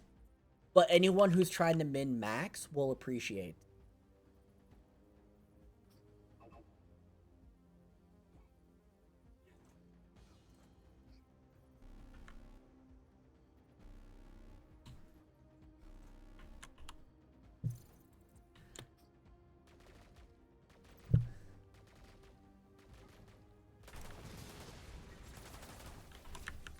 I'm telling you guys, I'm the industry's best kept secret when it comes to helping companies.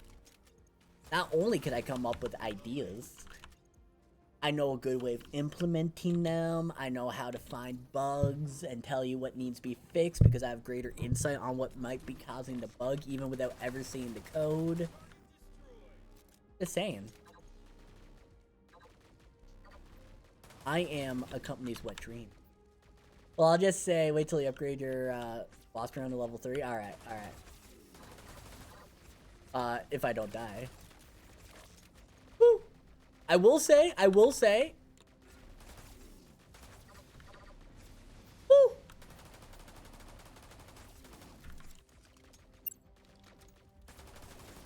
Please, please, please. Fuck! I will say, you definitely have increased the difficulty, but I don't know how much of the difficulty increase I'm noticing. Because, that's like this bug is shafting my ability upgrades. Because if I definitely had that, tier 2 shield right now, I would definitely wouldn't have to play as like a bitch as much.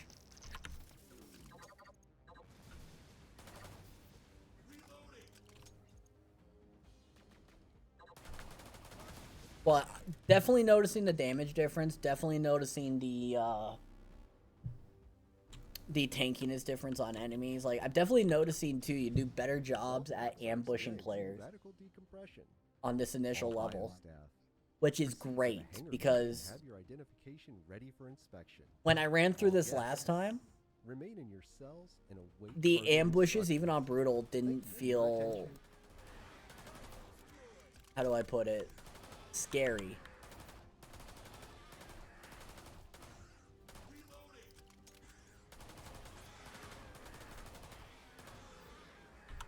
So it's definitely big improvement. Might not notice on the earlier campaigns, but Lotus are a bit lower level than you. Interchange difficulty. They show a lot more damage. Yeah, I definitely noticed, because last time I played, when I went through the zone, at level 5, enemies are level 8. I definitely noticed the level difference, but I noticed how much more they're doing to me. So I definitely noticed the scaling change. HP scales with multiply. Oh.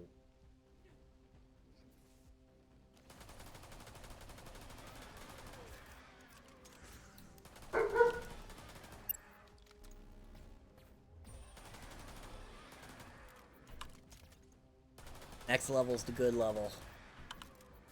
We're going to change the prison enemy levels at some point. Why is that? Just because... Do you want the prison to be indicative of the player's power? On lower difficulties? Or is there a bigger reason for it?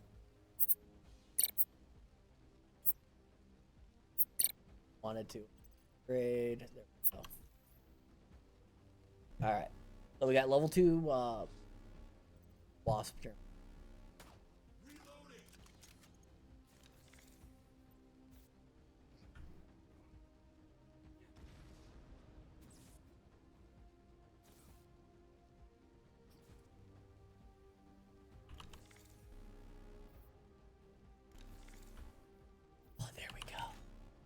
There we go. There's my green. So, okay, Devin, are you here? I got my first green weapon, so I can show this. So, I got a heavy light machine gun with a perk on it. It's called Cool Support. Decrease the support cooldown. So, this perk gives me CDR. So that other levels, easy dynamic power levels for... okay. What you could do then, okay, hear me out, that you plan on changing the prison levels, and you're going to use dynamic scaling later on, what you should do, because this would be a great way, and it would work well across all difficulties, you should set the prison as the baseline power and level, so keep the enemies on level to the player, and then the difficulty obviously will set the different baseline attributes for them. So that way, like, when new people come in, they're like, oh, I'll come in on and do brutal because I'm a badass or some shit, right? They'll see they're fighting level 1 enemies, but they're getting hit really hard, so they'll see the difficulty, but they know this is tutorial land. And if they're playing on lower difficulties, they're still level 1, but they're not hitting as hard, so they feel the difficulty power curve right out of the gate. And then as the dynamic power levels increase as you go from planet to planet, you feel that gap more and more. It kind of will prep the player within the first level for what to expect for the rest of the game. Because if expectations come in, that's how it's right now. Okay, perfect. Because, yeah, expectations on high difficulty can set the tone for everything. There's definitely, like, games I played on the hardest difficulty where I come in and it feels no different than if I was playing on easy mode. Because even though they do the different attributes of stat balancing, the curvature of scaling just gets completely outpaced. We have internal QA stress test the level curve. Now, I'm saying this. I'm saying this to you because this is something that devs always oversight all the time. Okay? Your QA should be the best players at the game because they're the ones always playing the levels over and over again. So if they get to a point where they're telling you this is too easy, keep in mind, to the average player, it's going to be hard as fuck. Because of skill difference. Because your QA are going to know the game in and out.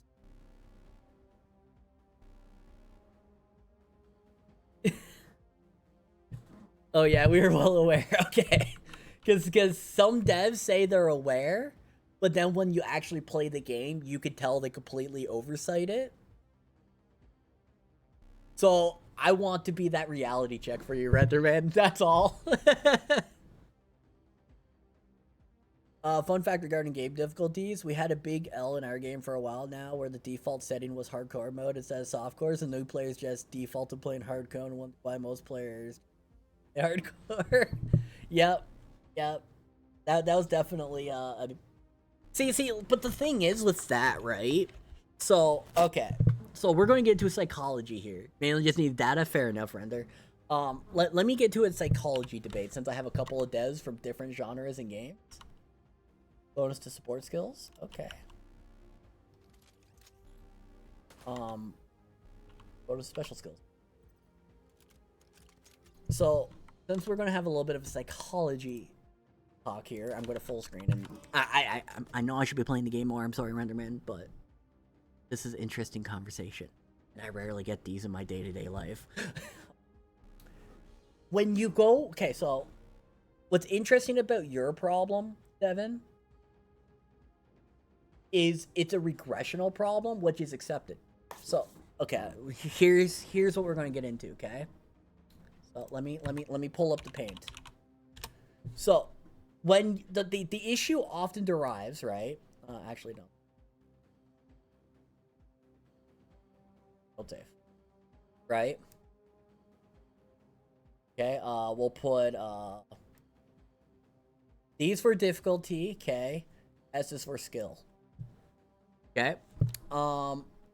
just for the sake of this, we'll use Striving for Light as as the baseline here. SFL. Okay. So Striving for Light, okay, had their baseline difficulty, okay, start out really well. Okay, it was here. Even though the game was hardcore, the level of difficulty went really well. But as modifiers got kicked in, right? So we're going to do a purple line for modifiers on your map, okay? Right here. This is what happened, okay? Skill shot up, and so did difficulty. And when hardcore was a factor there, that was really bad. So when you added soft core, this curvature didn't matter as much.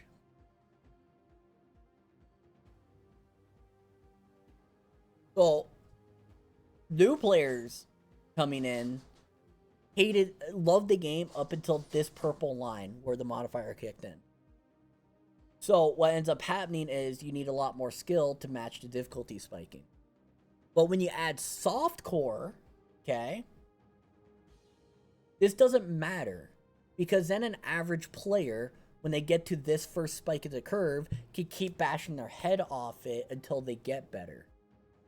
Often mistakes are made is when the difficulty and skill are too high for the average person to do baseline progression. And this is a really interesting psychology thing, because if you make something hard to begin with, like a Dark Souls game, and then make it easier after the fact, it's much more accepted than if something is too easy and made hard later.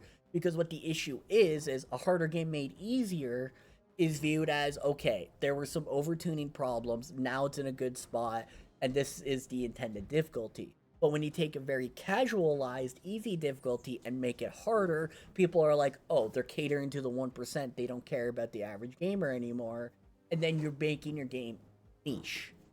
And what happens when you make something niche, you close your business, you close your audience, and you're shutting people out ahead. So, this is a very interesting psychology thing within gaming, because a lot of people forget there's psychology in development of games, because you need to understand how your targeted audience thinks. And that's why I think with your game, Devin, starting with the hardcore and the modifier difficulty gave the illusion that people can build into it and outpace it. So the average player was more accepting of the harder difficulty, even with hardcore. But when you added softcore, it was a huge win, because that illusion that you initially had now was no longer illusion, because then they could outpace it and outscale it eventually. So so even though you viewed it as a big L, it didn't hurt your game or its reputation, because the illusion of the psychology that was already portrayed baseline. I know that was a whole lot of words for basically saying make game harder out of the gate, nerf after the fact, more accepting than easy game made harder.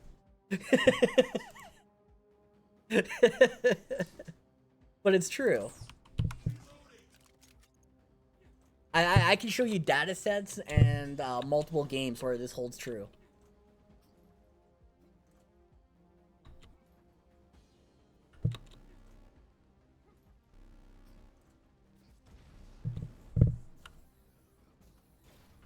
Is there a way to compare weapon stats before picking up?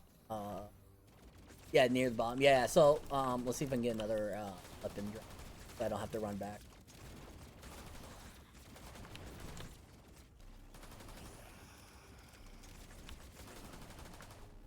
Don't put your gun through my wall and then shoot me.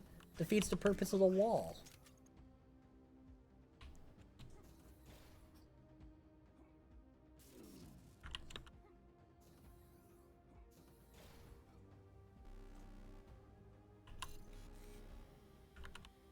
Obligatory elevator trope.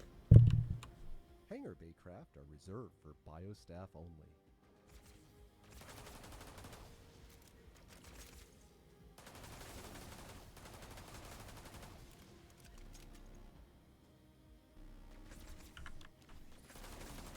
Wait, oh, you still have this issue with the fucking shields. Why? Why is it still here?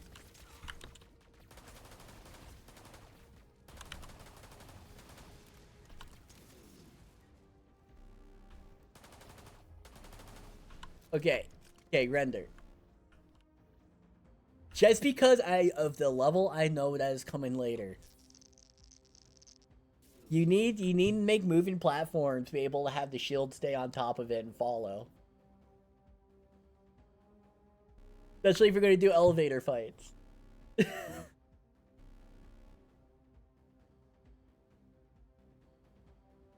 Yeah, agreed. The L is mostly setting a not so obvious check bar in top left border instead of having a more clear dialogue. Go soft. Fair. Or just directly set it softcore and have hardcore opt-in. But I agree, it was not so bad because hardcore starts out quite easy. Yeah.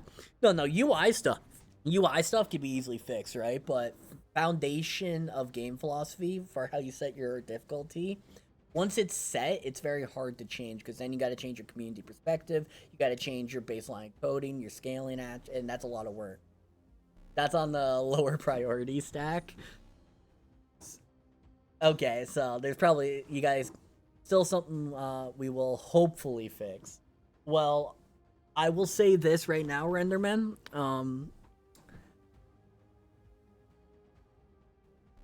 Now, obviously, you got performance bugs, you got coding errors. Obviously, I know the priority limitations, right? Of these are high priority bugs, these are high priority fixes before anything else.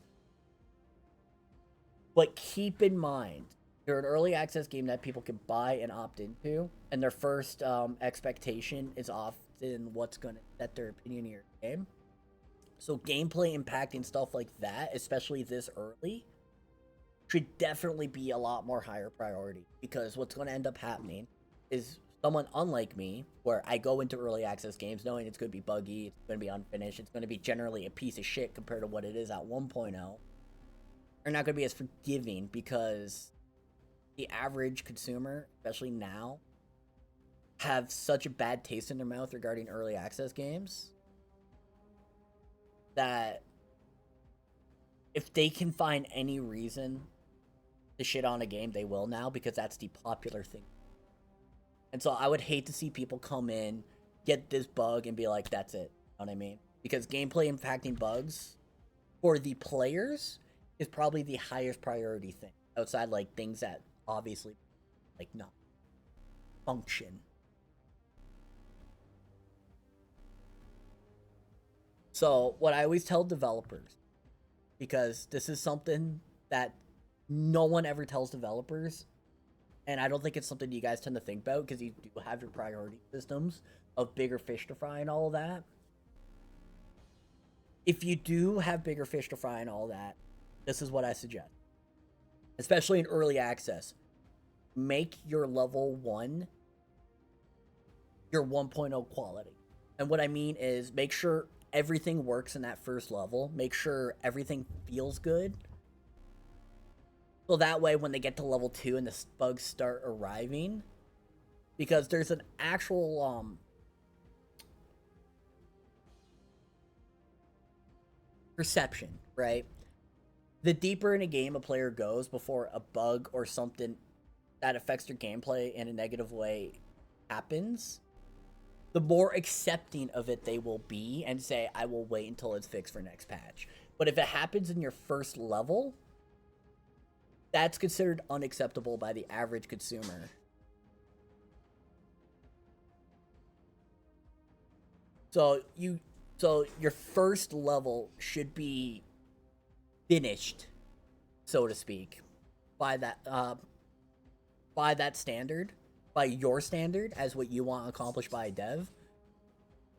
So that way, when they get to the later areas and the problems, you've already converted that player into someone on your side.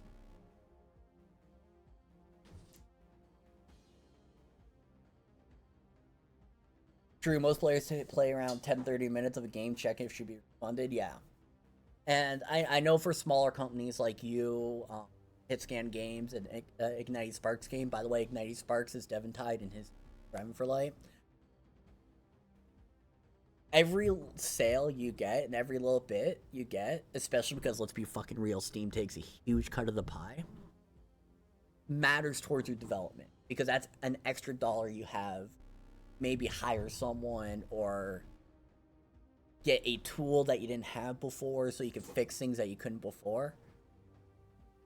So I really do think things like this in the first level should be just fixed. Just outright fixed.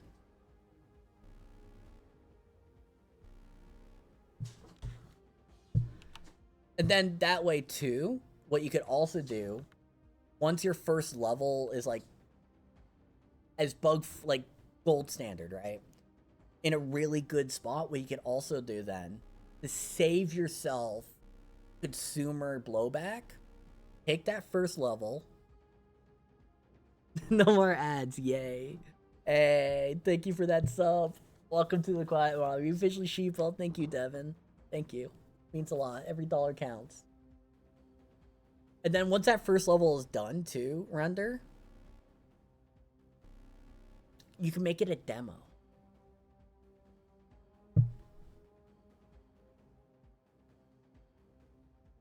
Make that first level your demo, so that way people are not buying to check out the first start of your game.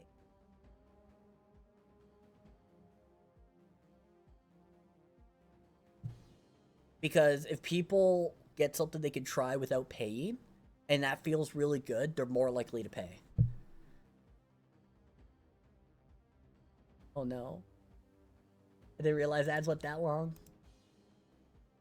I'll have to wait for a render. Well.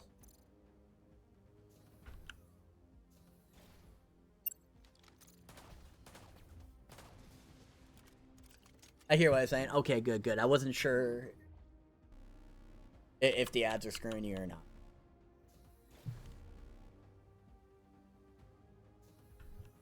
Streamline entrance in the game is really important. Yeah. Unfortunately, it's more complicated than that. So can you clarify for me? Since I am one of the unique people that is more onto your side of the industry than the average streamer. Well, where's your hard gaps at?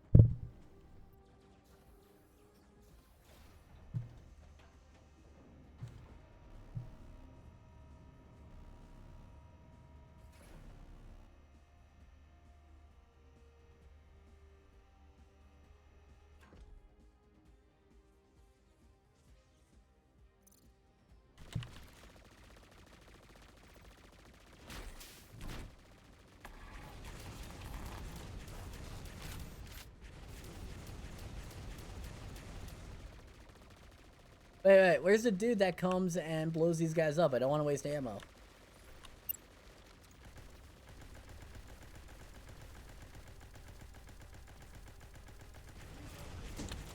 There it is. Made me waste a clip, damn it.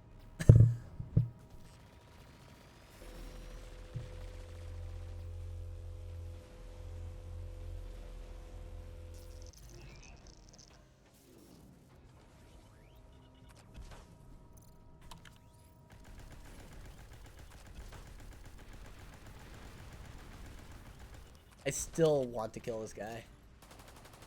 So what you're supposed to do is just run from him. Well, I want to kill him. I want to see if I can kill him.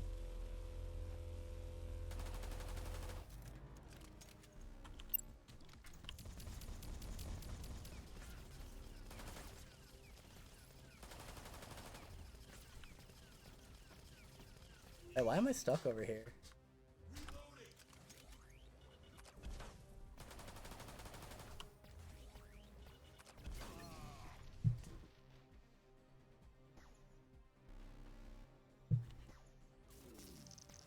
I got really fucked up there because there's like an invisible wall there and I couldn't like move back this way.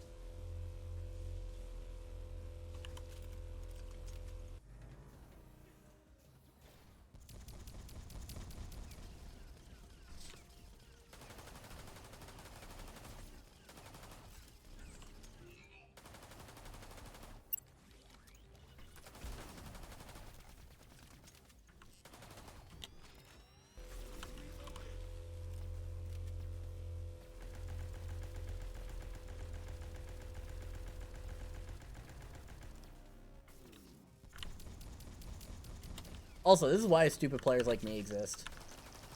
Great for testing. Can you kill an unkillable boss?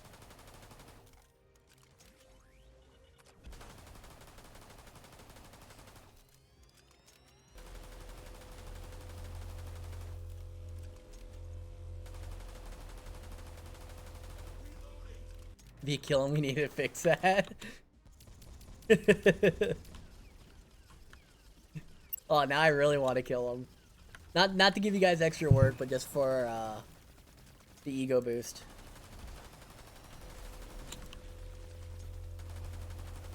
When we have other major issues, including skill upgrades not working, it's just not important right now to get them working with Zelda. Fair. Yeah, you do have the unique problem where your skills, now, I'm making an assumption here, you can tell me if I'm wrong, but do you have it set up for science? I don't think I can. I don't think I can either. Or, wait. Let me ask this. Did you actually make him unable to register damage? Or did you just give him like 1,000,000 HP where I only do 1 HP, so people tend to give up before they actually do enough?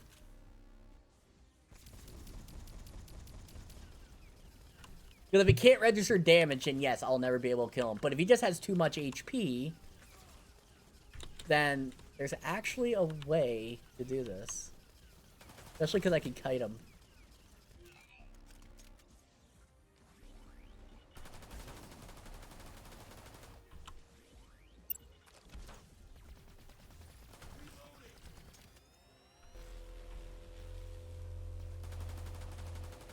He's supposed to be immortal. Cheat? No, I'll never cheat.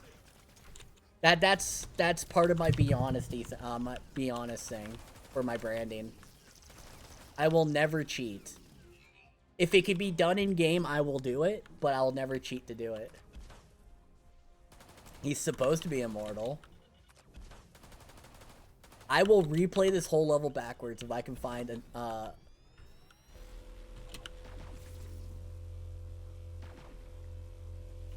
because the thing is, making him immortal to the player is one thing. Making him immortal to the environment, like explosive barrels, might have been overlooked. Come on.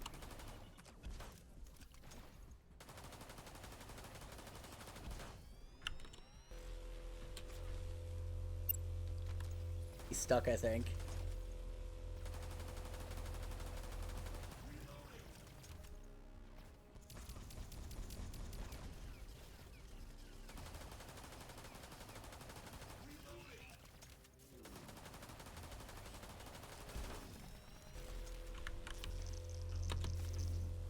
Wait, what? I rolled through that. You should have been immortal. Alright, come on. Come on, nerd.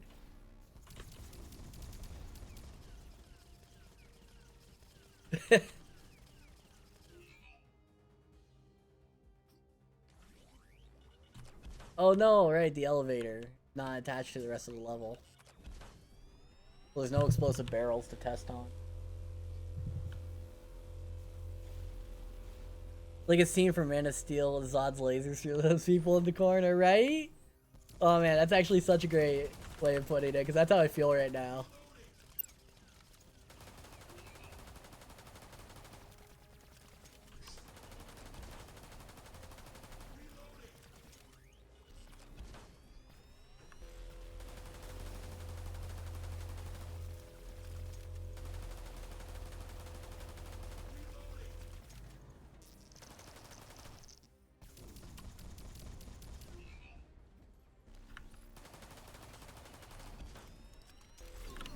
Oh, that's what I get from reading chat. Yeah, no, the graphics is definitely one of, like, I'm not, like I said, graphics don't matter for the most part when it comes to gameplay, but there is like a baseline level of acceptance for graphics. I think this is well above the baseline acceptable level of graphics. So, we definitely can't go that way. See if there's anything. That's why I know that ammo box refills.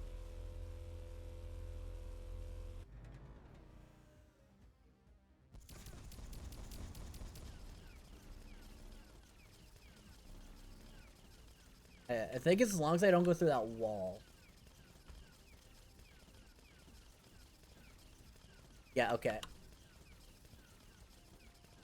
So, Renderman, why is there an invisible wall here? I know this is designed for where you're just supposed to run away. But why in this particular spot is an invisible wall if I can wrap around this way?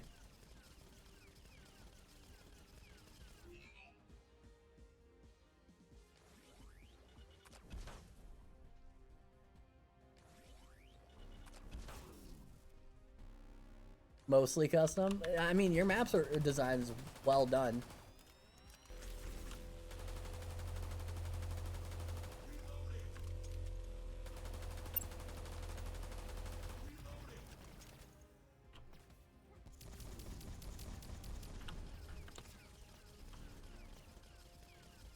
You're not supposed to be back there? Well, if I'm not supposed to be back there, then why'd you make this possible?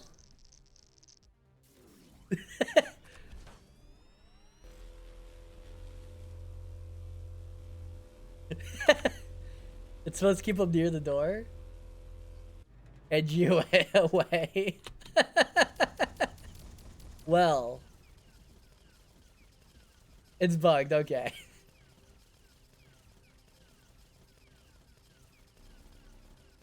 So, is he supposed to be able to leave the room then? That's my next question. Stop showing all the bugs, joking. No, I love showing all the bugs. Because if I do it enough, things get fixed, right? Right, Copium? That's what I usually say about other games. Copium will get fixed. Because usually it doesn't.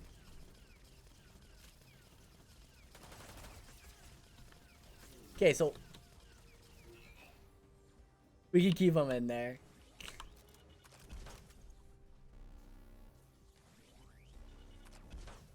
Cause he can go all the way to this door here. This is the door that stops him.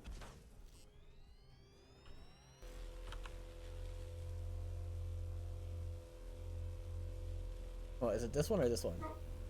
No, it's this one. One of these two. This hallway, I think. Hey, you. Come here, nerd.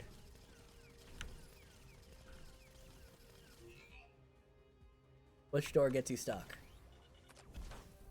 Okay, it's this door.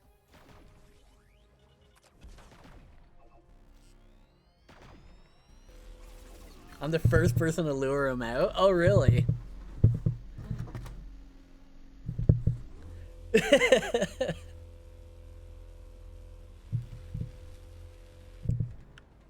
Awesome.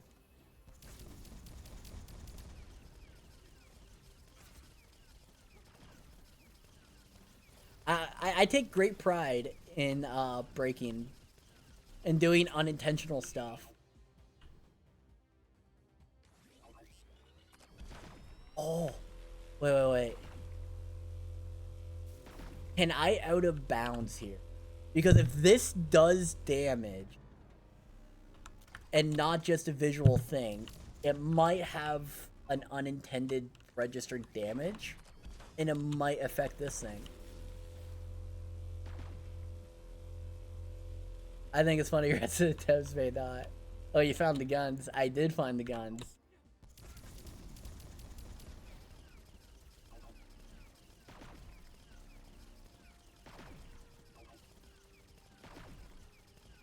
Oh, come here. Come in this room. Come in this room. Yes!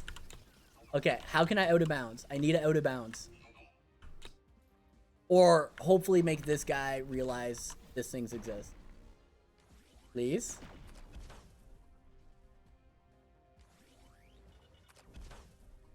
Find the other gun, bare the window.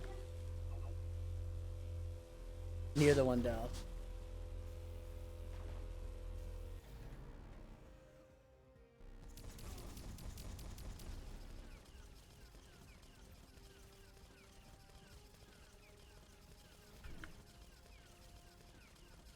I wish I could hit this and go back down with this guy.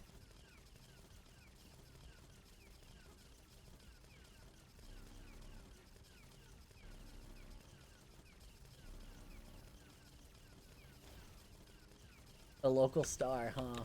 Is it on in the first half of the level, or is it on this level? Because I can't go backwards. Unless... Aha! Right there.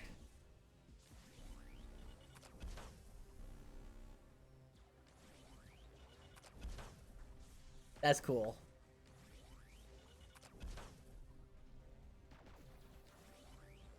Gotta get on the right angle, too.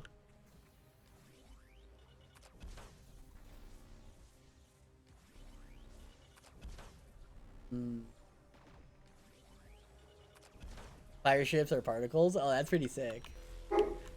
Oh? Okay, so there's 2 guns. The one thing I have always said about this game, the, invisible walls to the outside the levels have been always really solid. In all my attempts, I don't think I've ever found one out of bounds.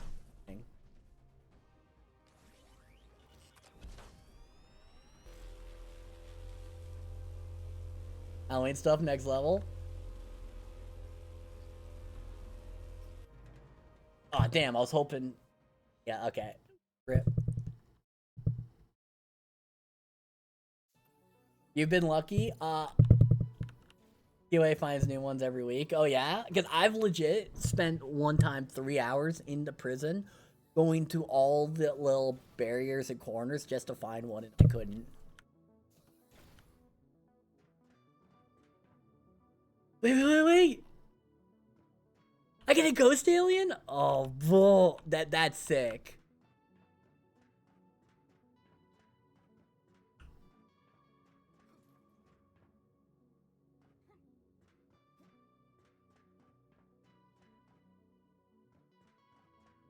It's a ghost spider? It reminds me of the aliens on the drill bit level.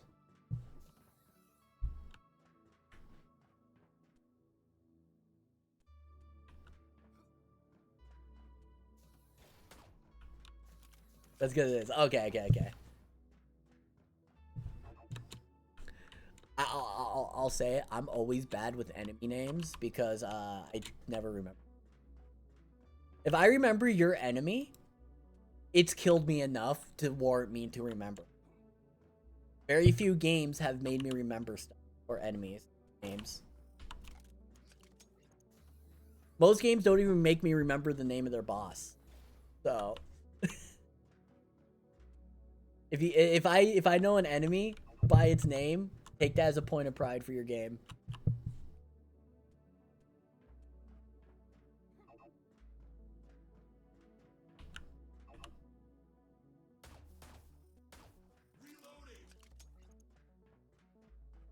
I like all the themes. I'm waiting for that secret Halloween level full of like pumpkins and jack-o'-lanterns that are coming to kill me.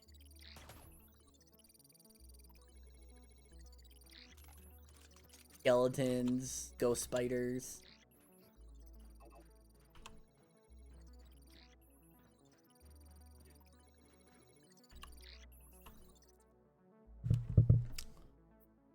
Space Station, Titus. Yeah, I remember 3 planets. Gotta figure out which one. I'll return to station. Got the archives over here.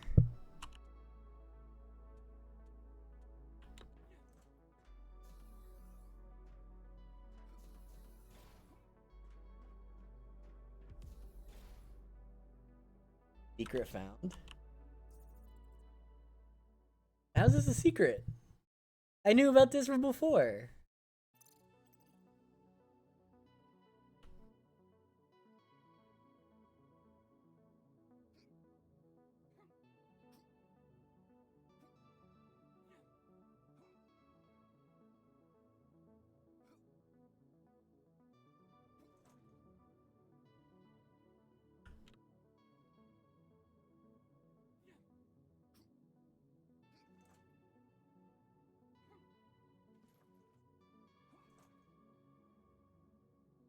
One of the most important things right there. Testing the range of all the guns.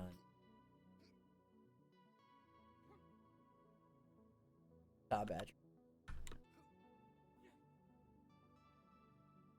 exit. The barrel room, yeah. The barrel room. I love the barrel room, man. Coffee. I keep looking in there like, yo, it's magically gonna fill up with coffee.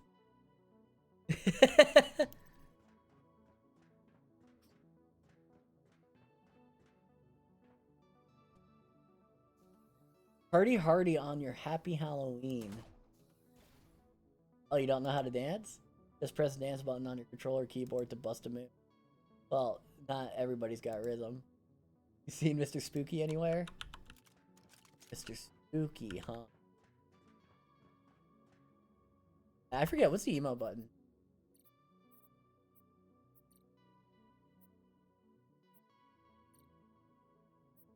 Hello?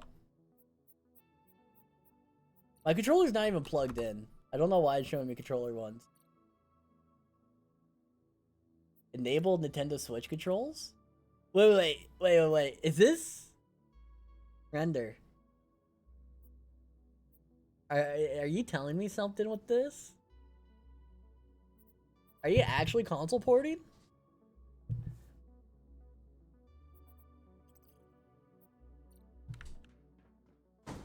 No. Why do you have Nintendo Switch control enable?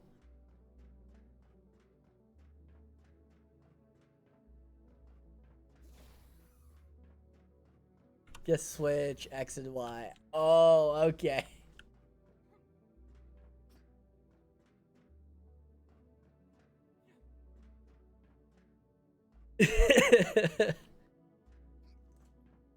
You should clarify that.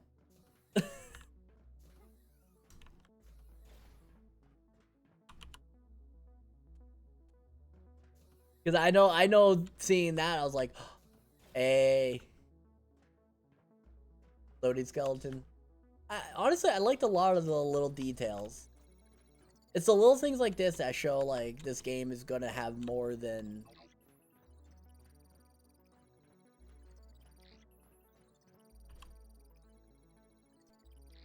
Wait, what you got? Teach you that? Because you learned that from me. That's cute.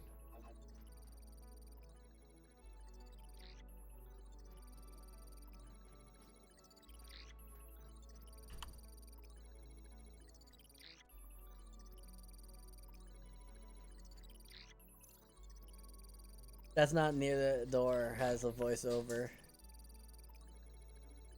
Damn you, keyboard. Wait. That's not near the door. Voiceover bot. Wait. Okay, what do you wanna show me?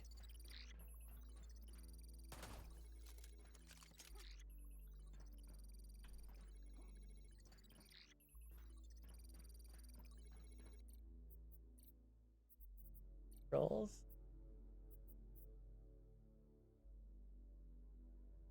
I passed him. Alright.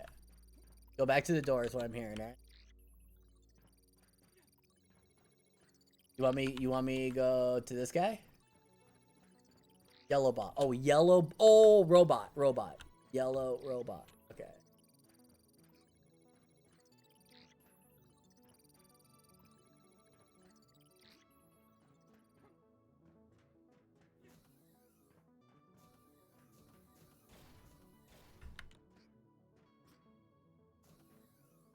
Next to the barracks door.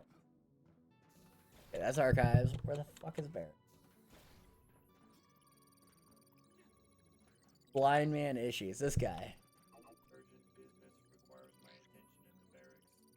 However, authorization has been repeatedly declined. I have been instructed to wait for authorization. Do you know Dr. Hadley's current location? Oh, that's graceful. That's great.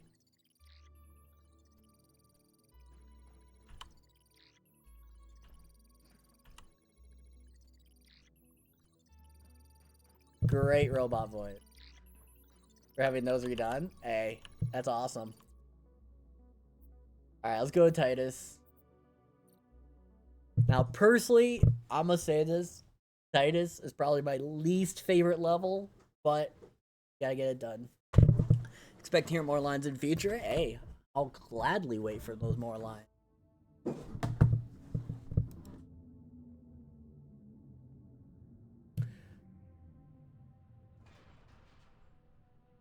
So considering you got the assassin, the striker, the engineer, and the juggernaut, and me being me and always fishing for information.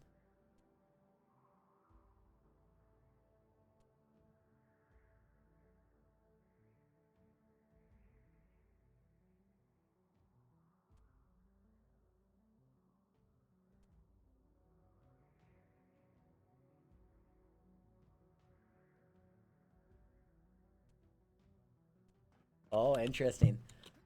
Are you gonna ever have a because like I know everything is technology, right? So are you gonna ever get like a pyromancer or like some mage archetype class?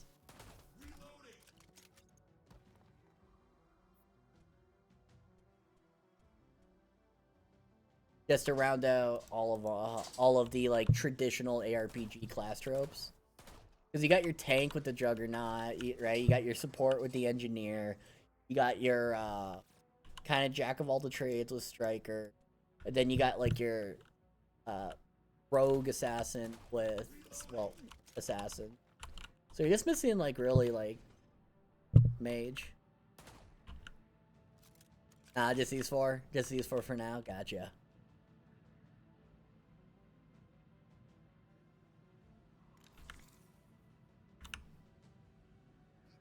Not all skills are unlocked. Fair.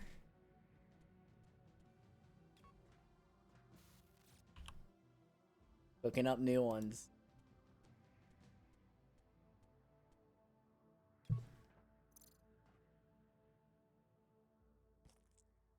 Cooking up new ones. I'm trying to think, what could you add?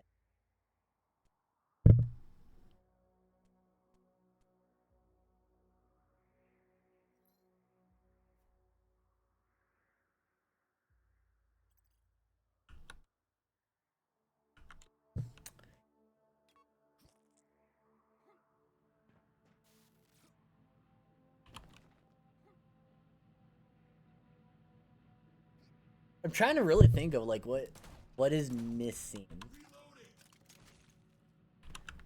You got your grenades, you got your like traps, you got your sci-fi fantasy trope weapon.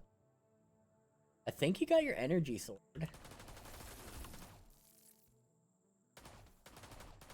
Trying to see like what obvious one could you guys be that I haven't seen yet.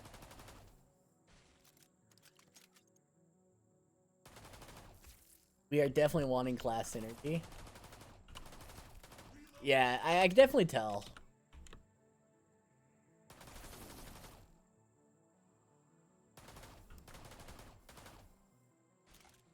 Pink sheep launcher? True, you are missing the pink sheep launcher.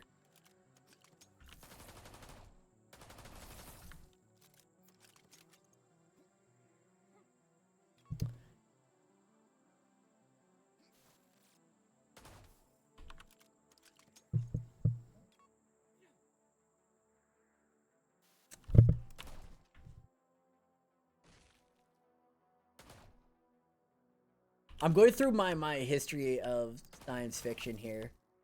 Even my obscure ones to see like what could be cool. May or may not be a themed weapon dropping next week. Oh.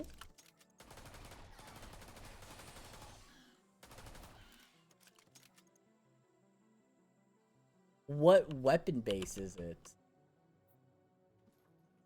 Is it a pistol?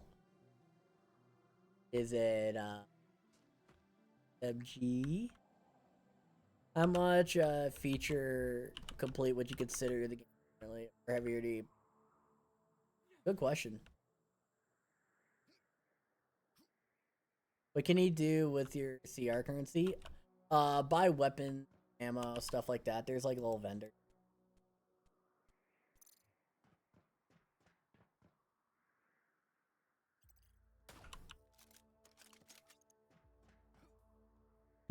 By the way, I'm looking to see where I can go through walls, by the way. Since that spooky skeleton had said there's wall stuff. Craft like? I don't think there's crafting, but I do know there's like a a vendor where you can just like buy weapons. They'll roll like random. We have one more planet and the final mission for King. Oh, okay, there.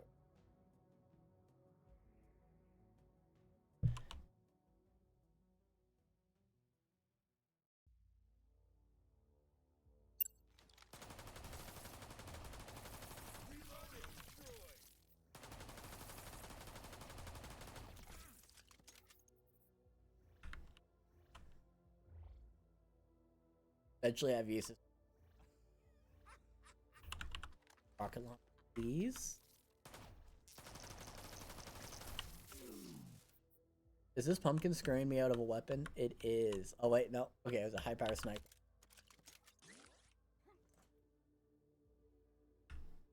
If you're gonna do Halloween themed stuff, just make sure for future reference code it where it can't spawn within a chest and have this happen. But I think if this was just like this pumpkin was like here instead, it'd be fine.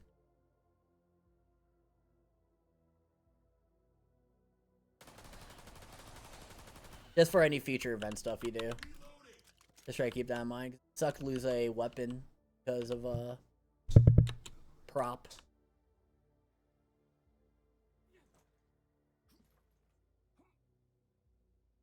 Yeah, I do remember in one of these caves there is a secret wall. Because I have found it before. I just don't remember which.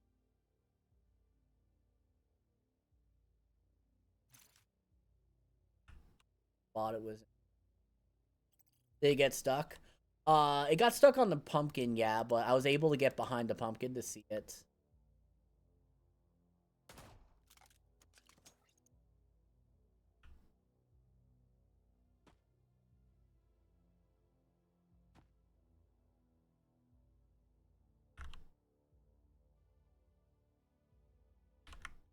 Hey, skeleton bro.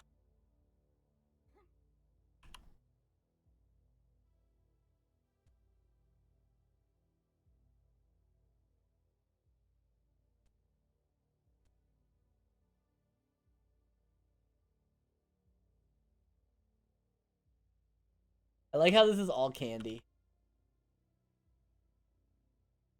I do have Jeff for a bit. Hopefully I'm back before you're finished. No worries. I appreciate you hanging out. Yeah, I do the day job. Hey, I understand that. Don't worry. I'll put my VOD on YouTube, so if you're not back before your day job's over, that way you'll at least have my feedback.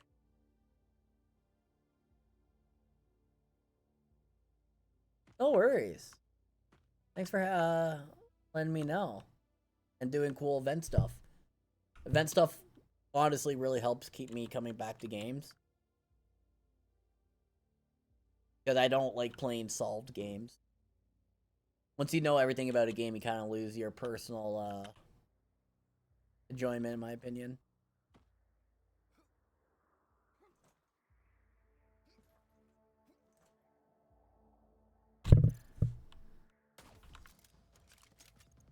Gotta defend the drill.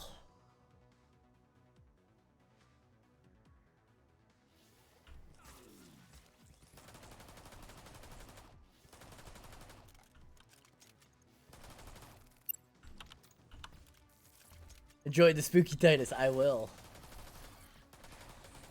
I just gotta not die.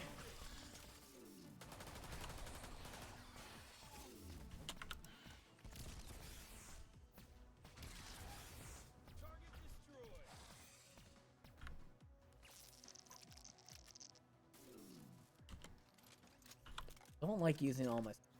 Oh.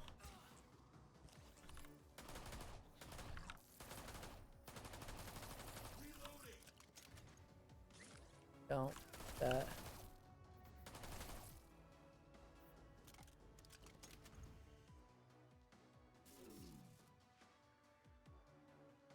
Easy peasy.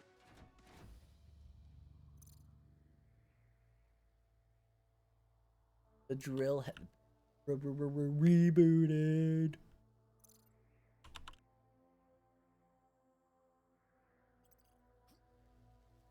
And I believe we gotta do this.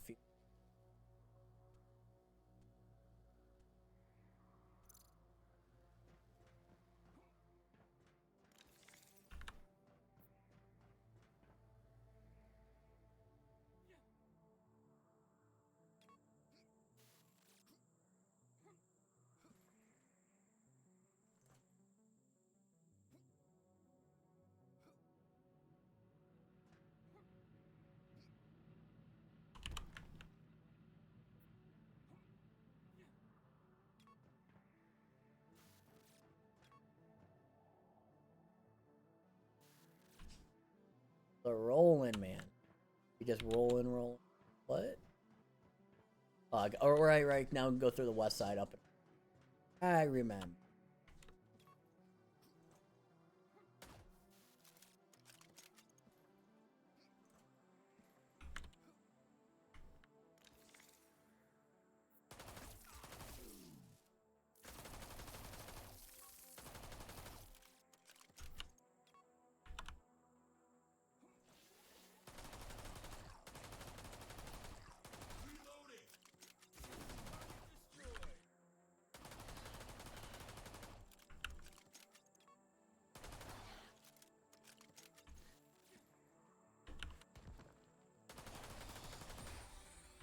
There we go. 7.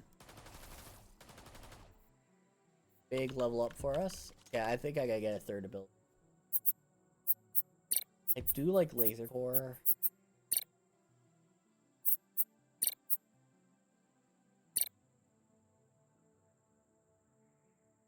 Gotta do the health siphon at this point.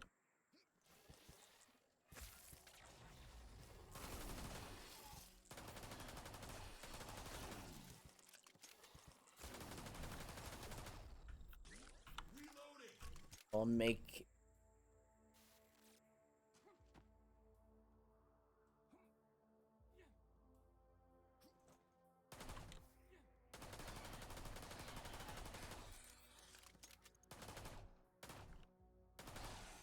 Well, what about you, chat? I know I've been going off on random stuff today. How you guys been? Been a few weeks since we've talked. Anything exciting going on in your lives?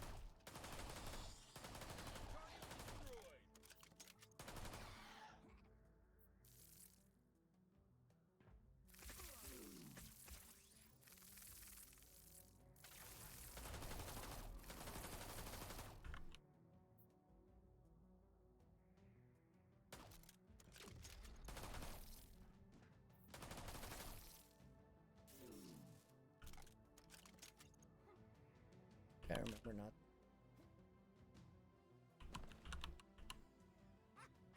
No. Oh.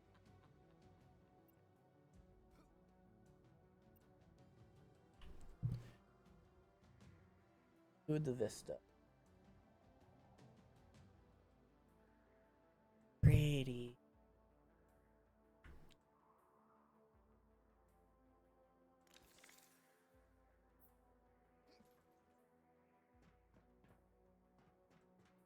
Graveyard there.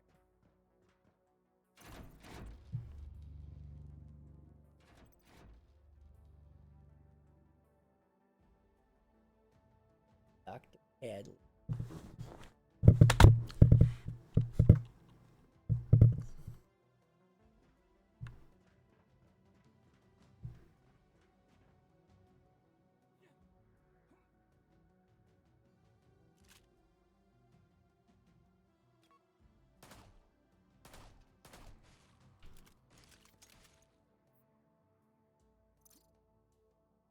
Yep. Remaining drills.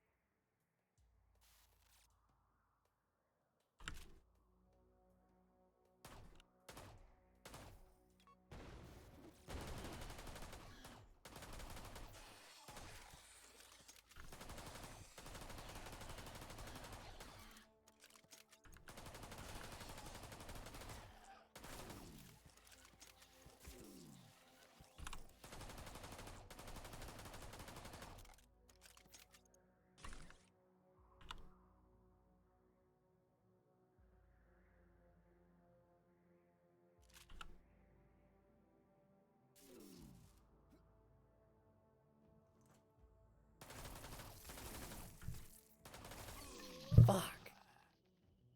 That burst, man. I think I might have to run around just rocket launcher for a minute. Like get a damage perk DMR.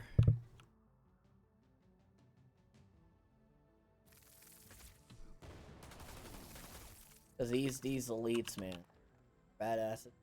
Taking toll.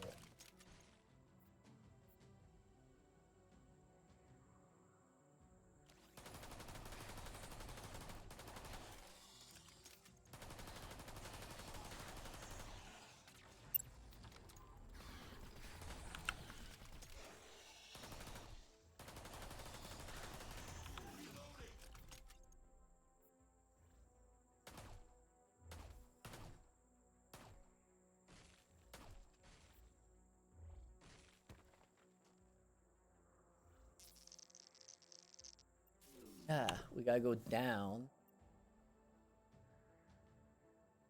Get batteries, come back up and do the thing.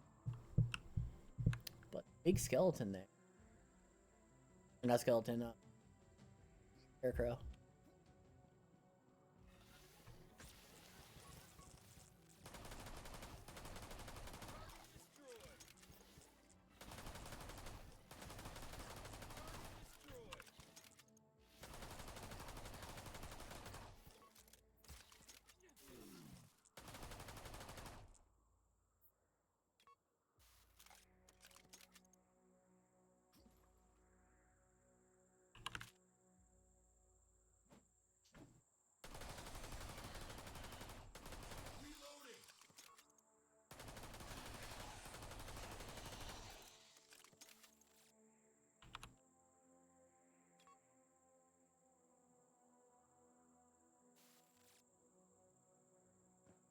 Do I not get the batteries?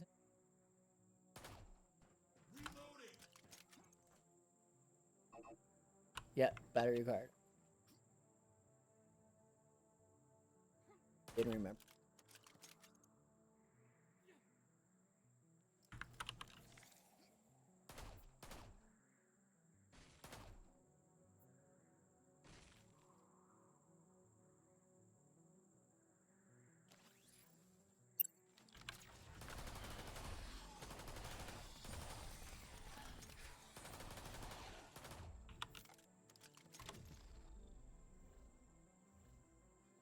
Gotta save 2 points or 1 more point to get my next upgrade.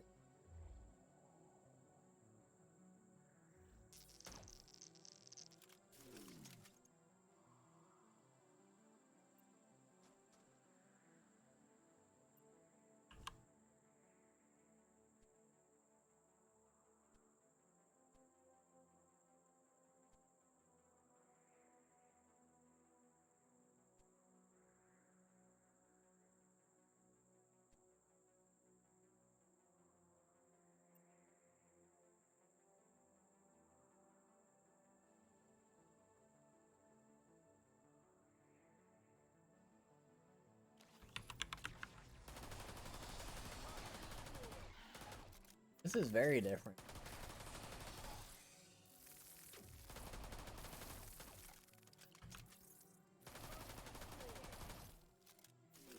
Now remember, guys, I ain't playing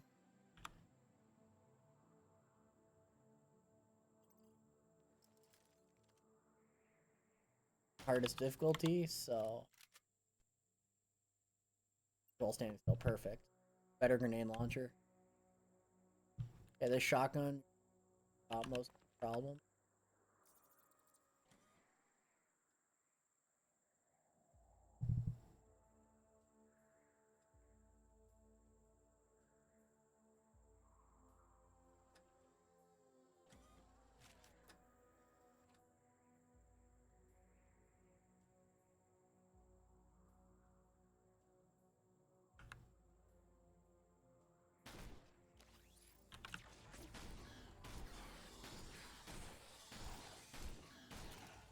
Oh, the HP scaling's way more than even that. Holy hell, okay.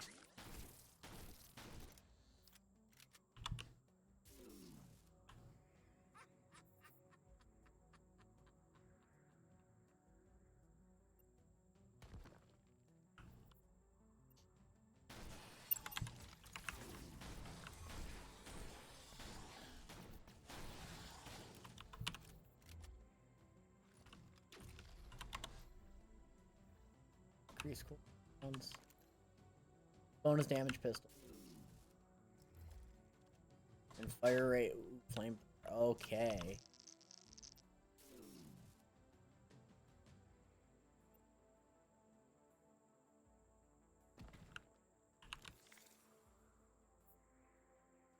Since I know I cleared out the bot. Here, and do this drill.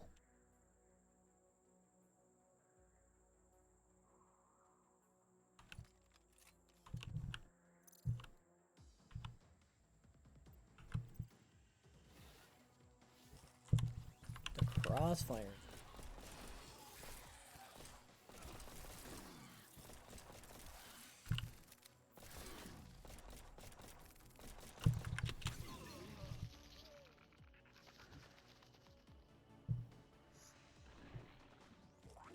I have not died this much in Brutal ever. This is really brutal.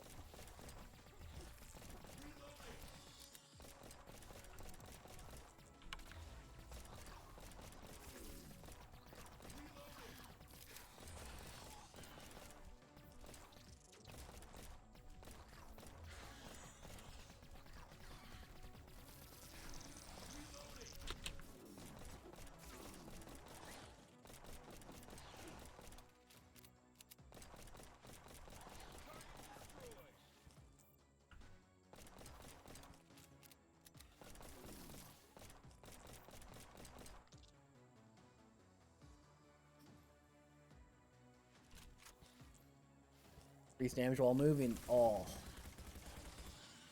Damage moving. Assault rifle. Yup.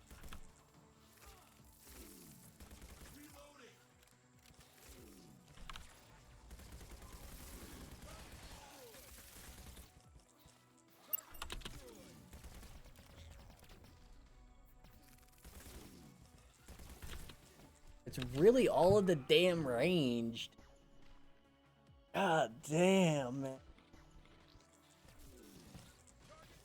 Oh. I'm gonna have to use my special gun on level up. Or I need Pierce. Big issue right now. I don't have enough weapons at Pierce.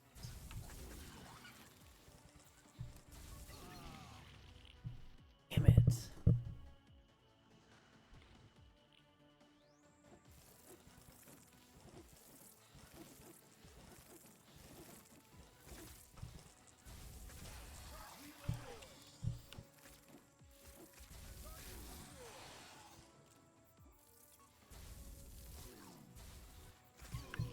Oh my god. They just keep coming.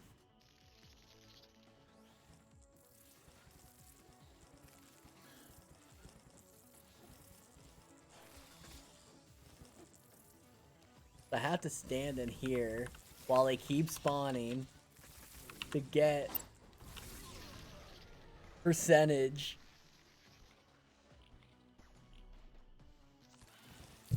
Like, if I had my level 2 shield where I could block from all directions, I'd actually have a shot at doing this.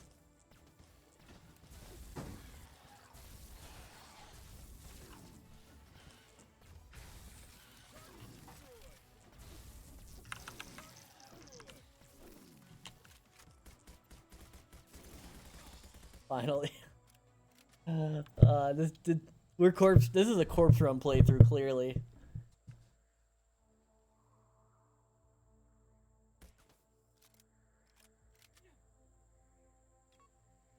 Well, this is just... oof.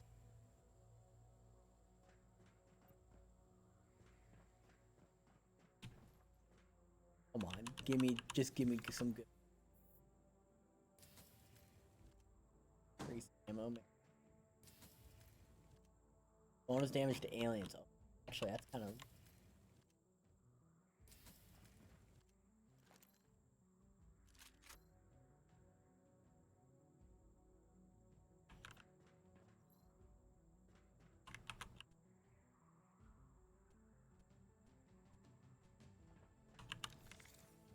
okay, well, dead guy.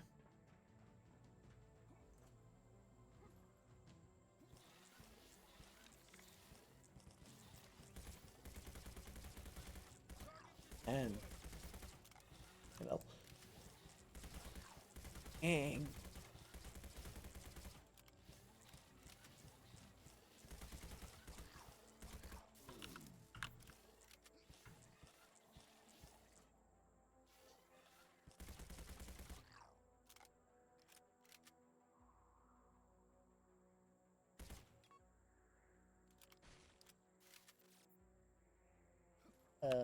Find another bat. Yeah, where did it?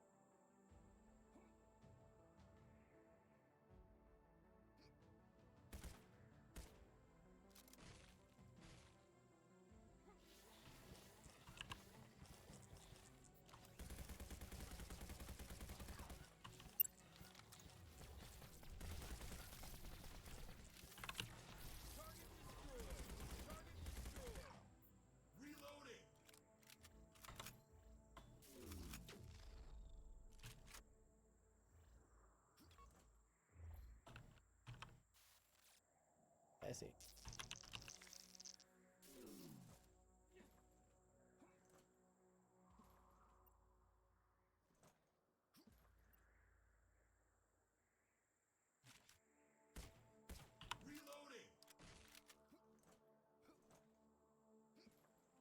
Keep rolling, just keep rolling. We are got the rolling on.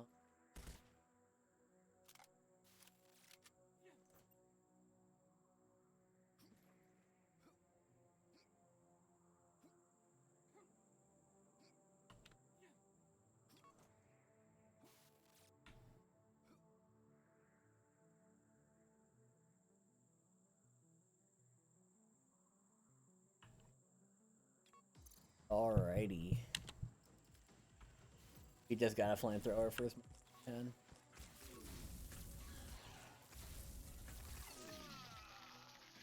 Oh, it wasn't enough to get that badass.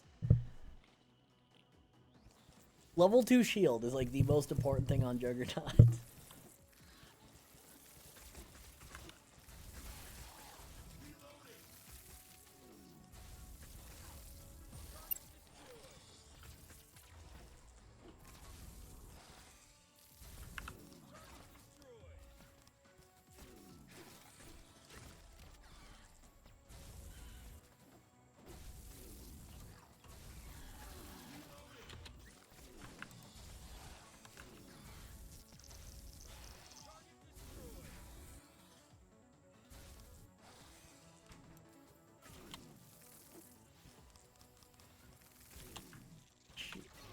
Fuck. I was like hitting my shift, but it wasn't switching my weapon.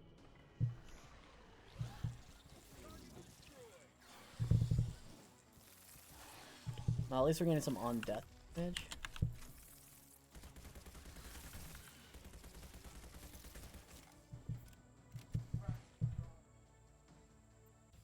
Go.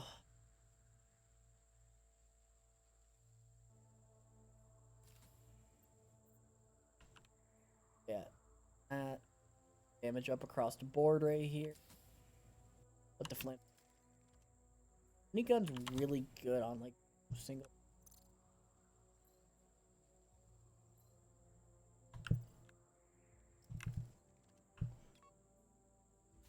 So it's just.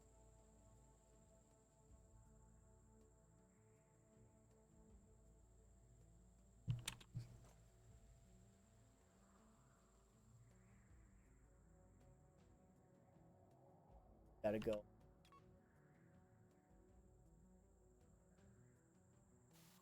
Around. I think it was this next sync where they're balls.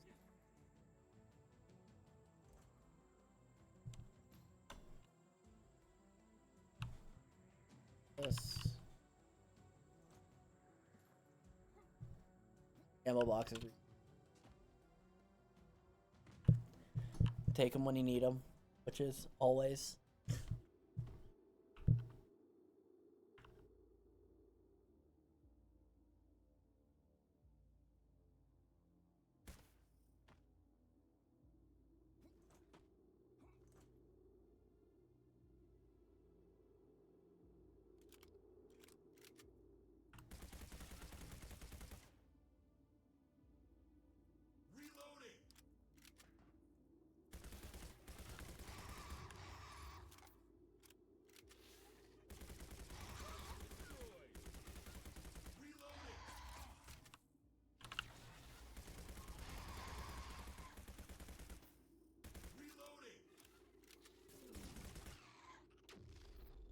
Elevation problem definitely fixed.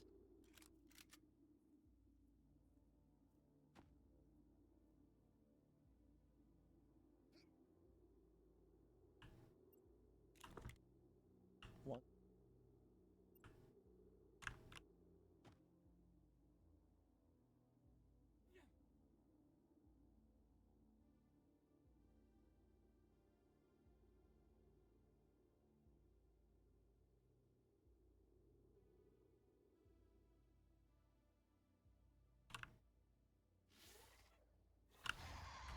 Second.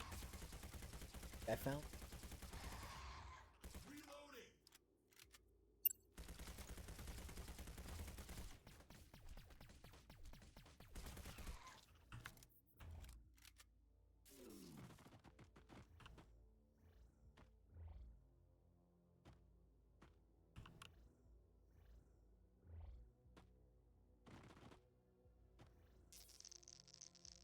Does get me out of bounds.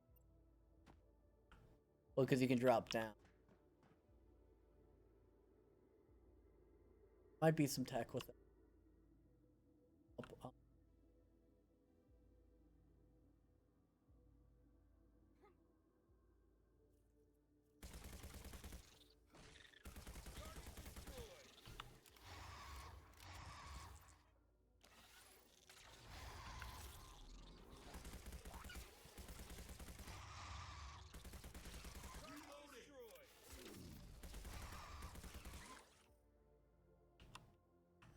Nothing good there.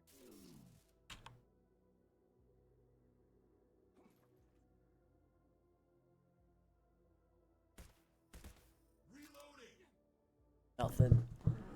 Where is that spot? I know there's...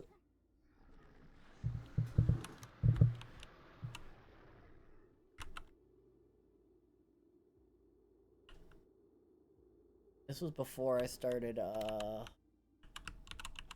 reporting.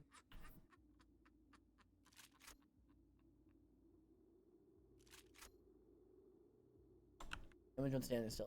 Perfect for...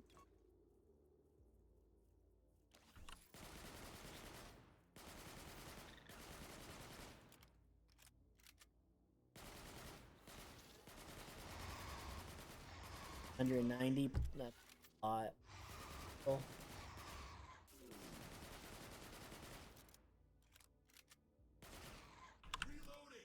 Huge damage.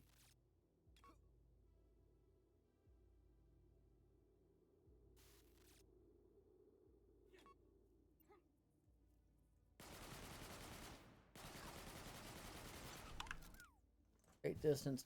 Look at your...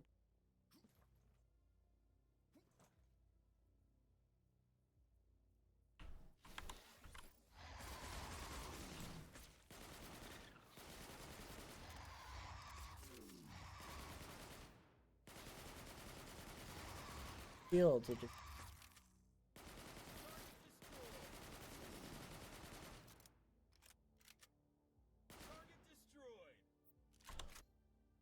Damn.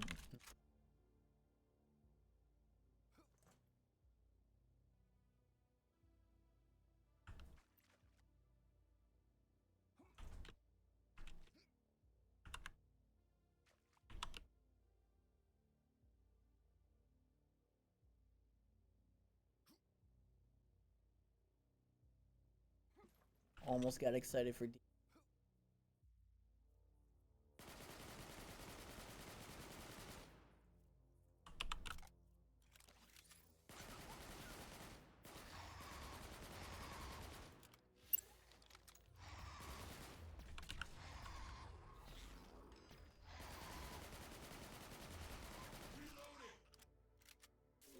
Bug shot? Nope. I just want better...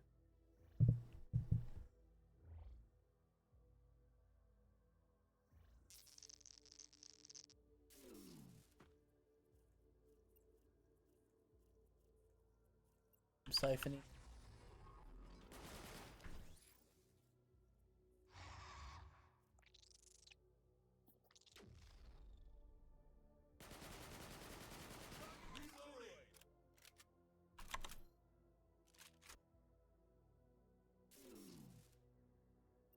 Expression. Alright, we'll go up and around.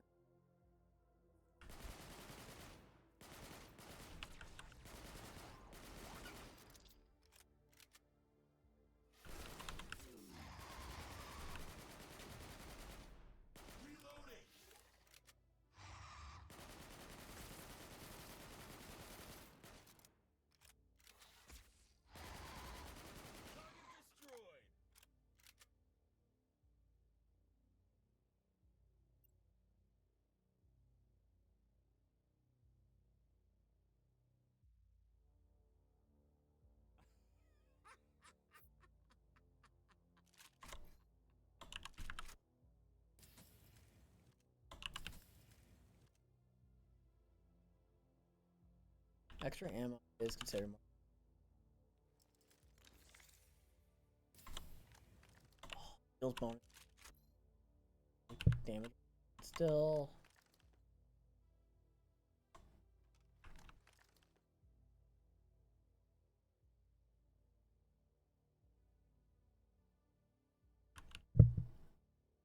Yeah, that's...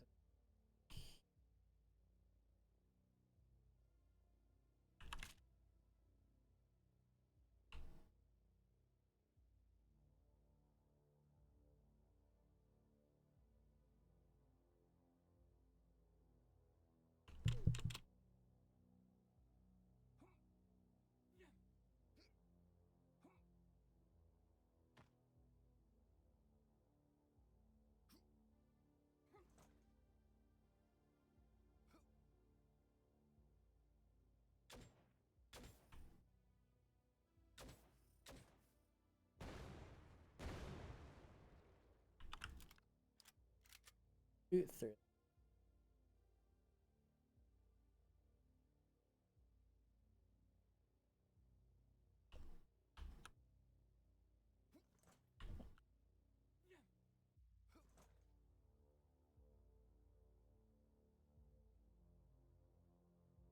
Blocked out.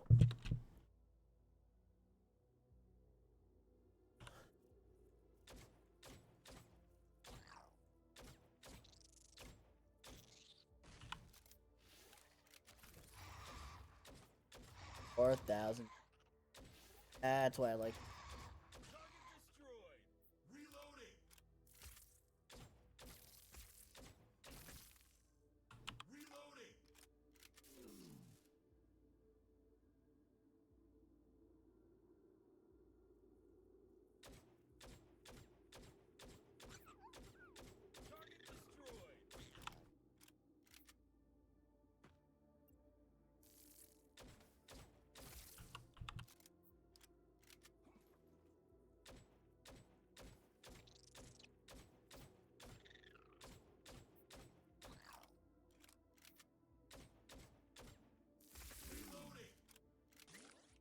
That on death effect.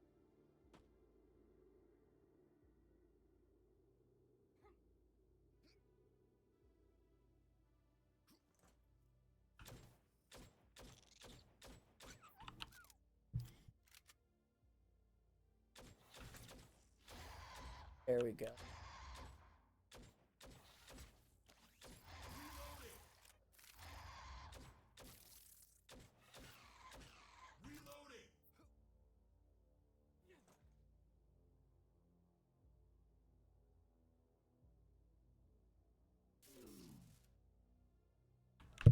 It.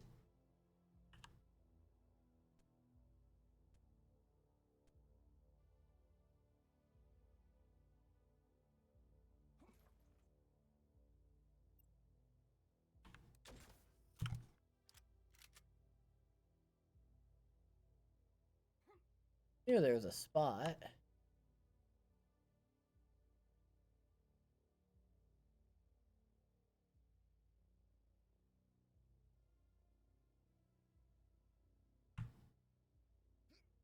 Spot one.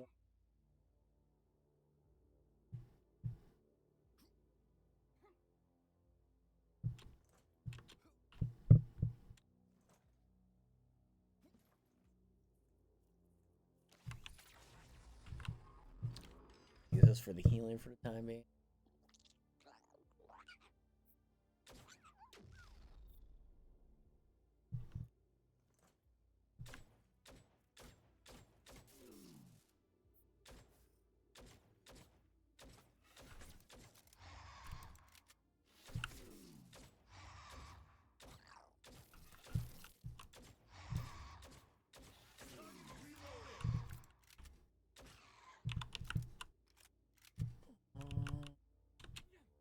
No, I'm really happy with the DM.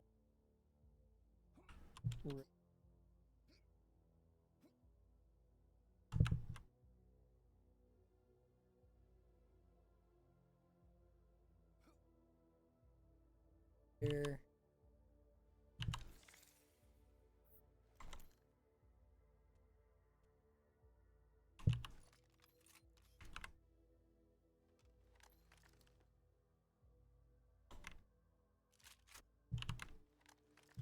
Don't even look at white weapons now.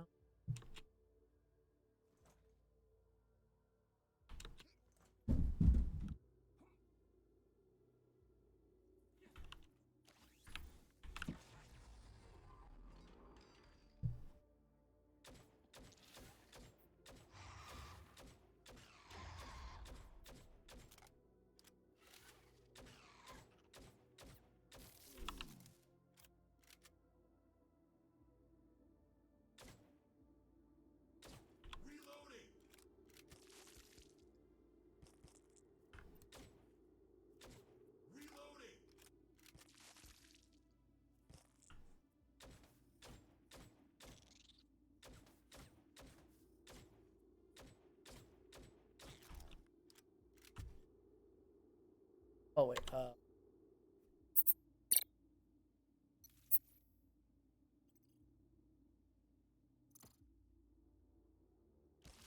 okay, cool. That upgrade did give me this.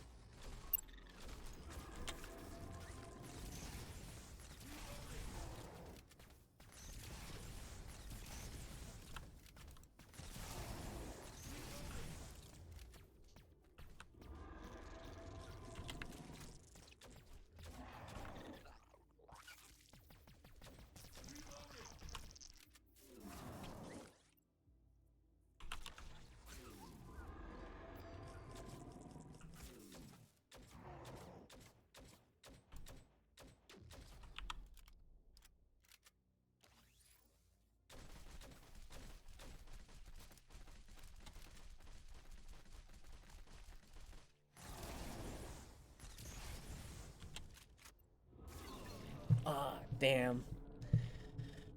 This is...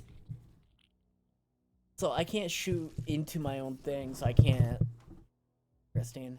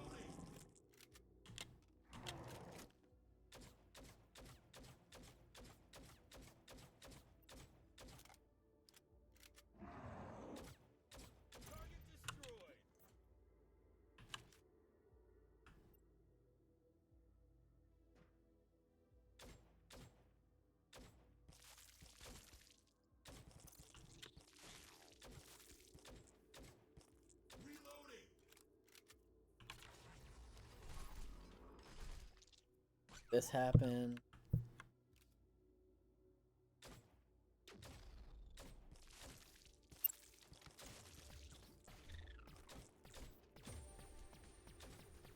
Take the...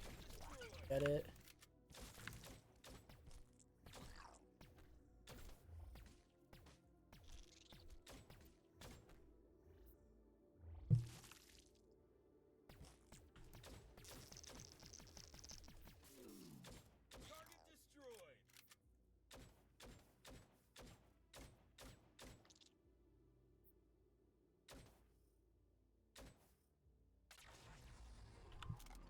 That's how you... Oh.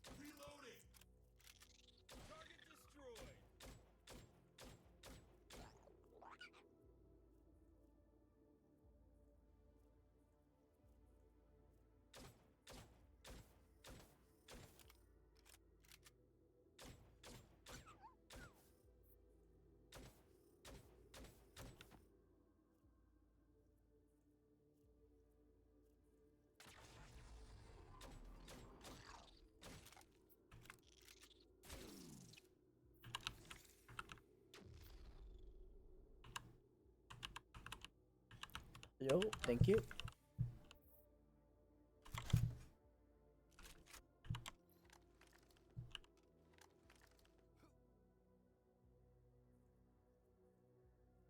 Alright, so those are the only two spots I found.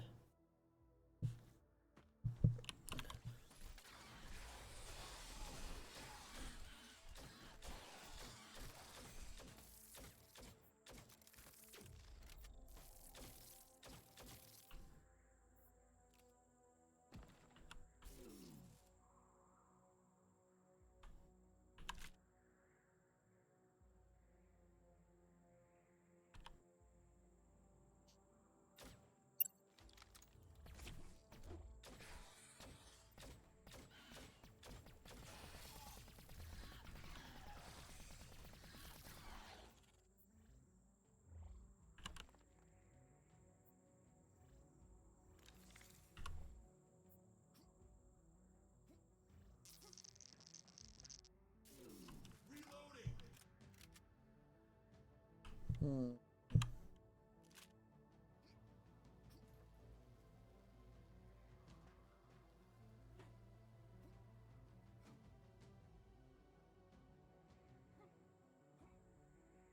Wait, where am I?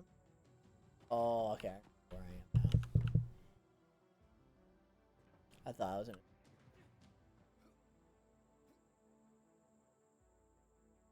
Different from where I were.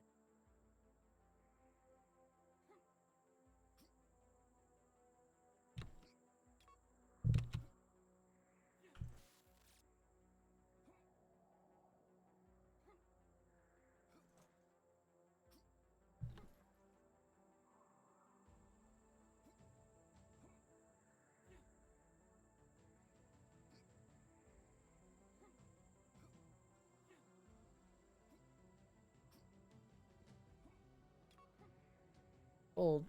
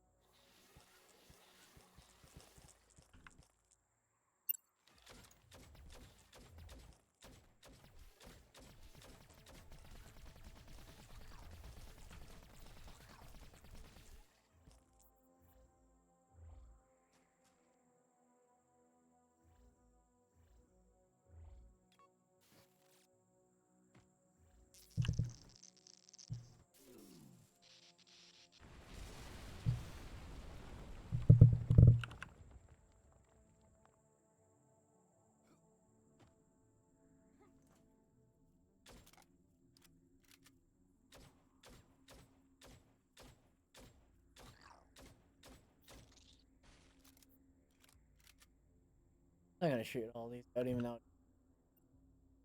Yeah. Old boys.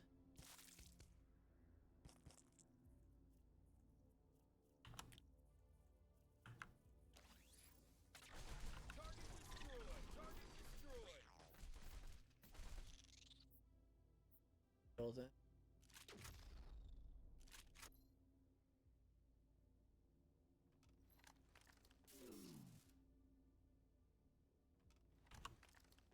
First rocket.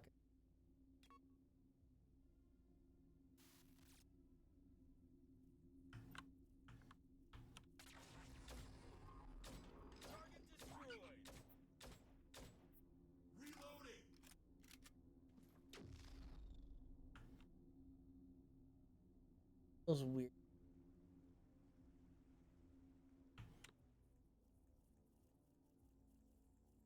Little bugged out.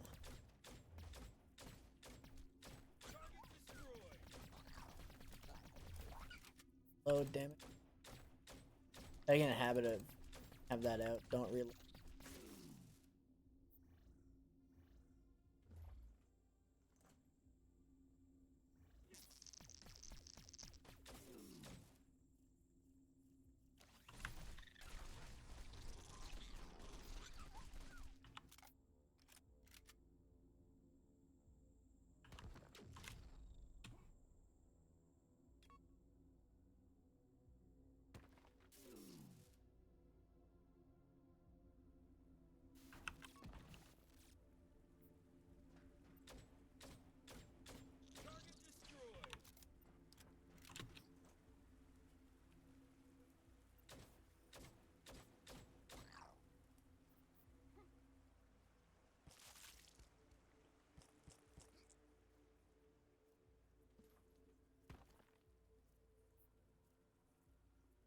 leave it at.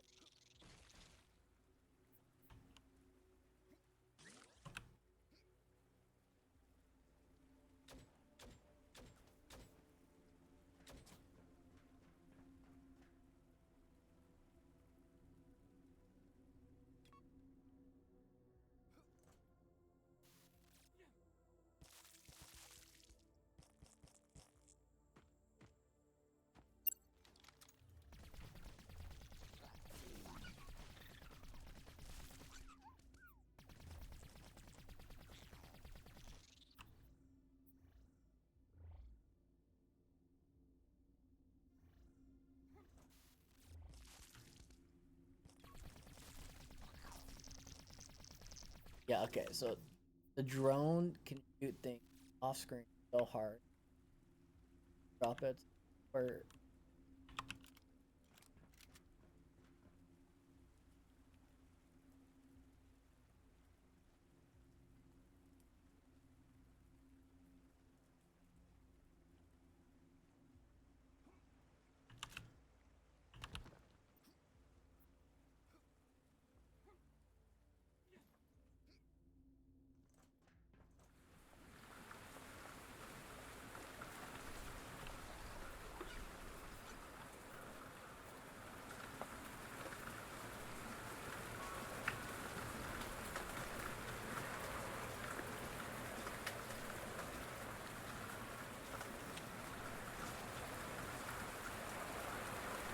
that sound effect is weirdly loud even with my stuff turned down.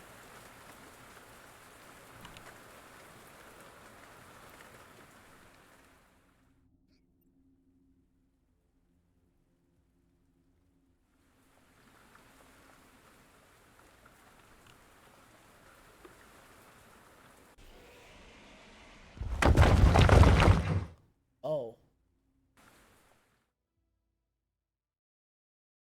Boss, I guess. I wanted to explore more.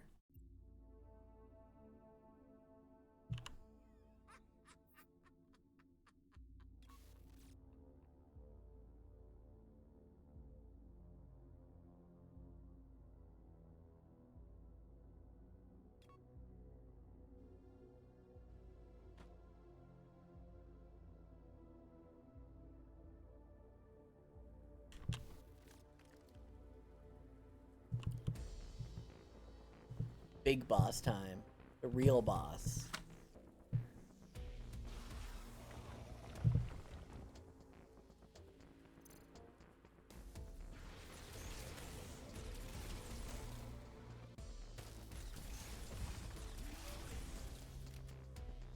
Holy hell, bro. They really upped her.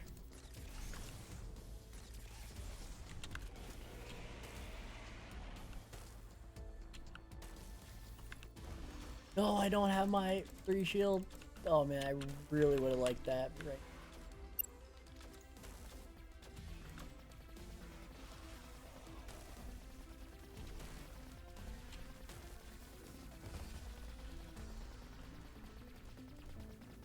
This boss is so well done.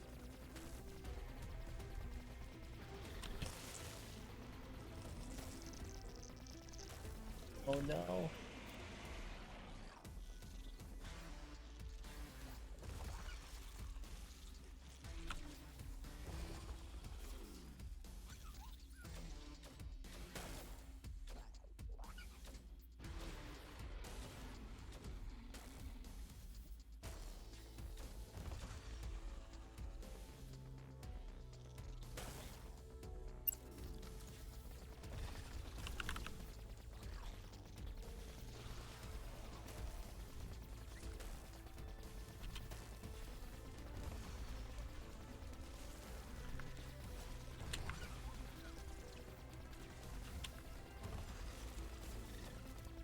I like dot damage right here.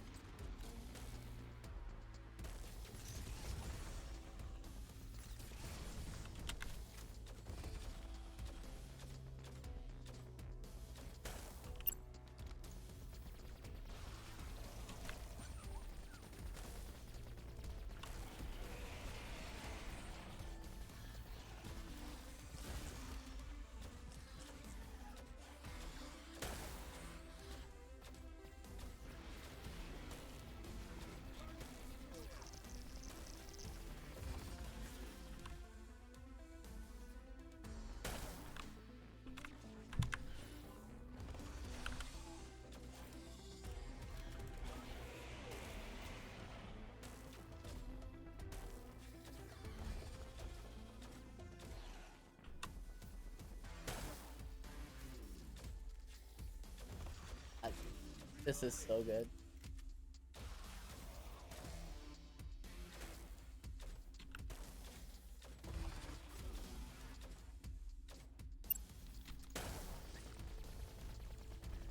Please. This theater.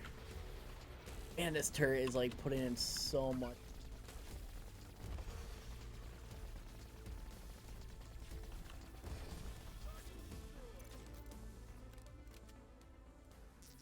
The thing I don't like about this little drone is it promotes me not attacking, which I'm not a fan of.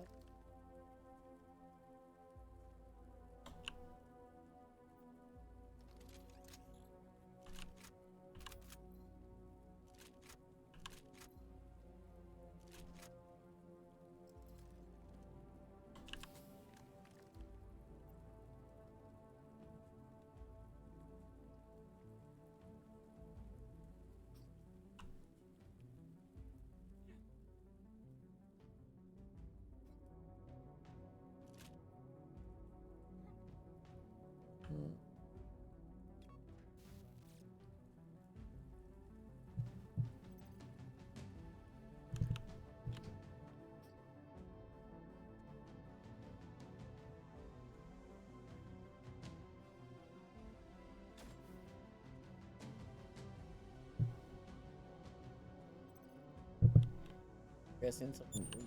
Oh god, mystery object.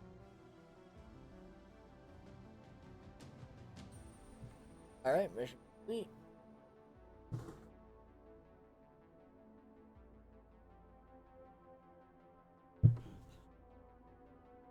I like the Halloween stuff. I really do.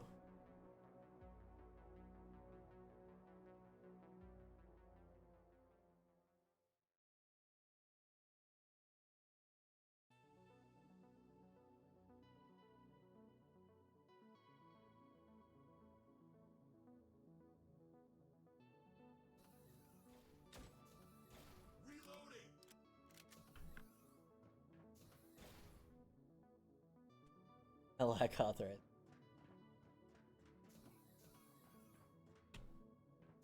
I like this dude. It's so cute.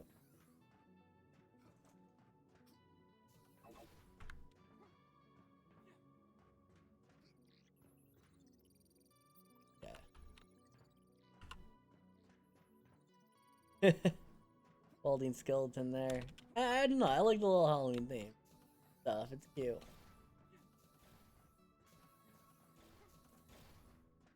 That means for Christmas, I like to see a lot more.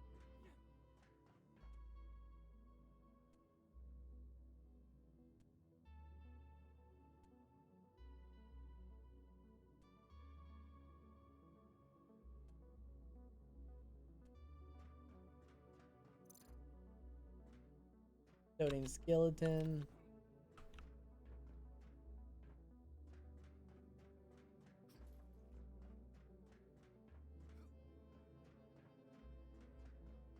The object we required.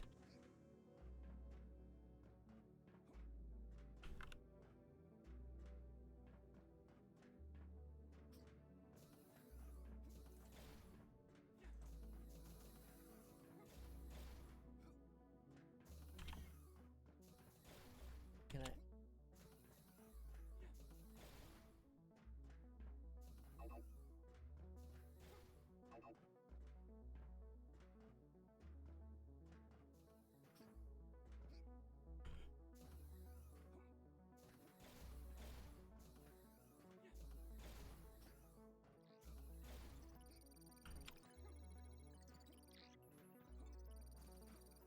Walked out of the bear. Okay.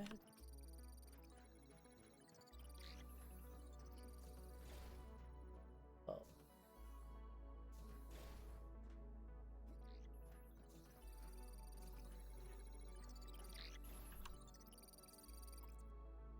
And it.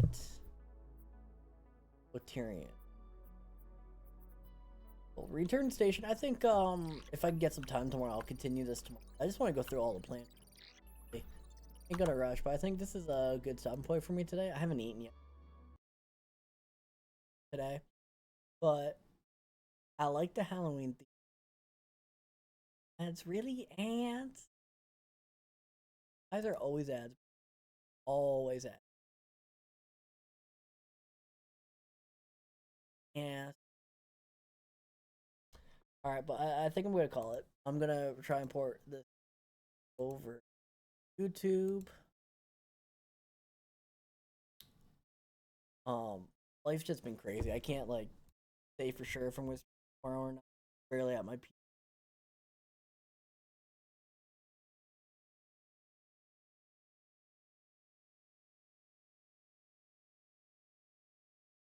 I'm gonna do a little Brady do.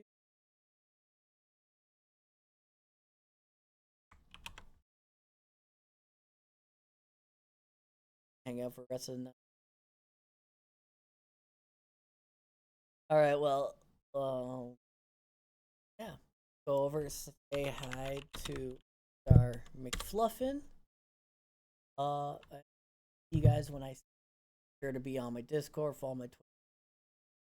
Stay safe, everybody. See you when I see you. Peace.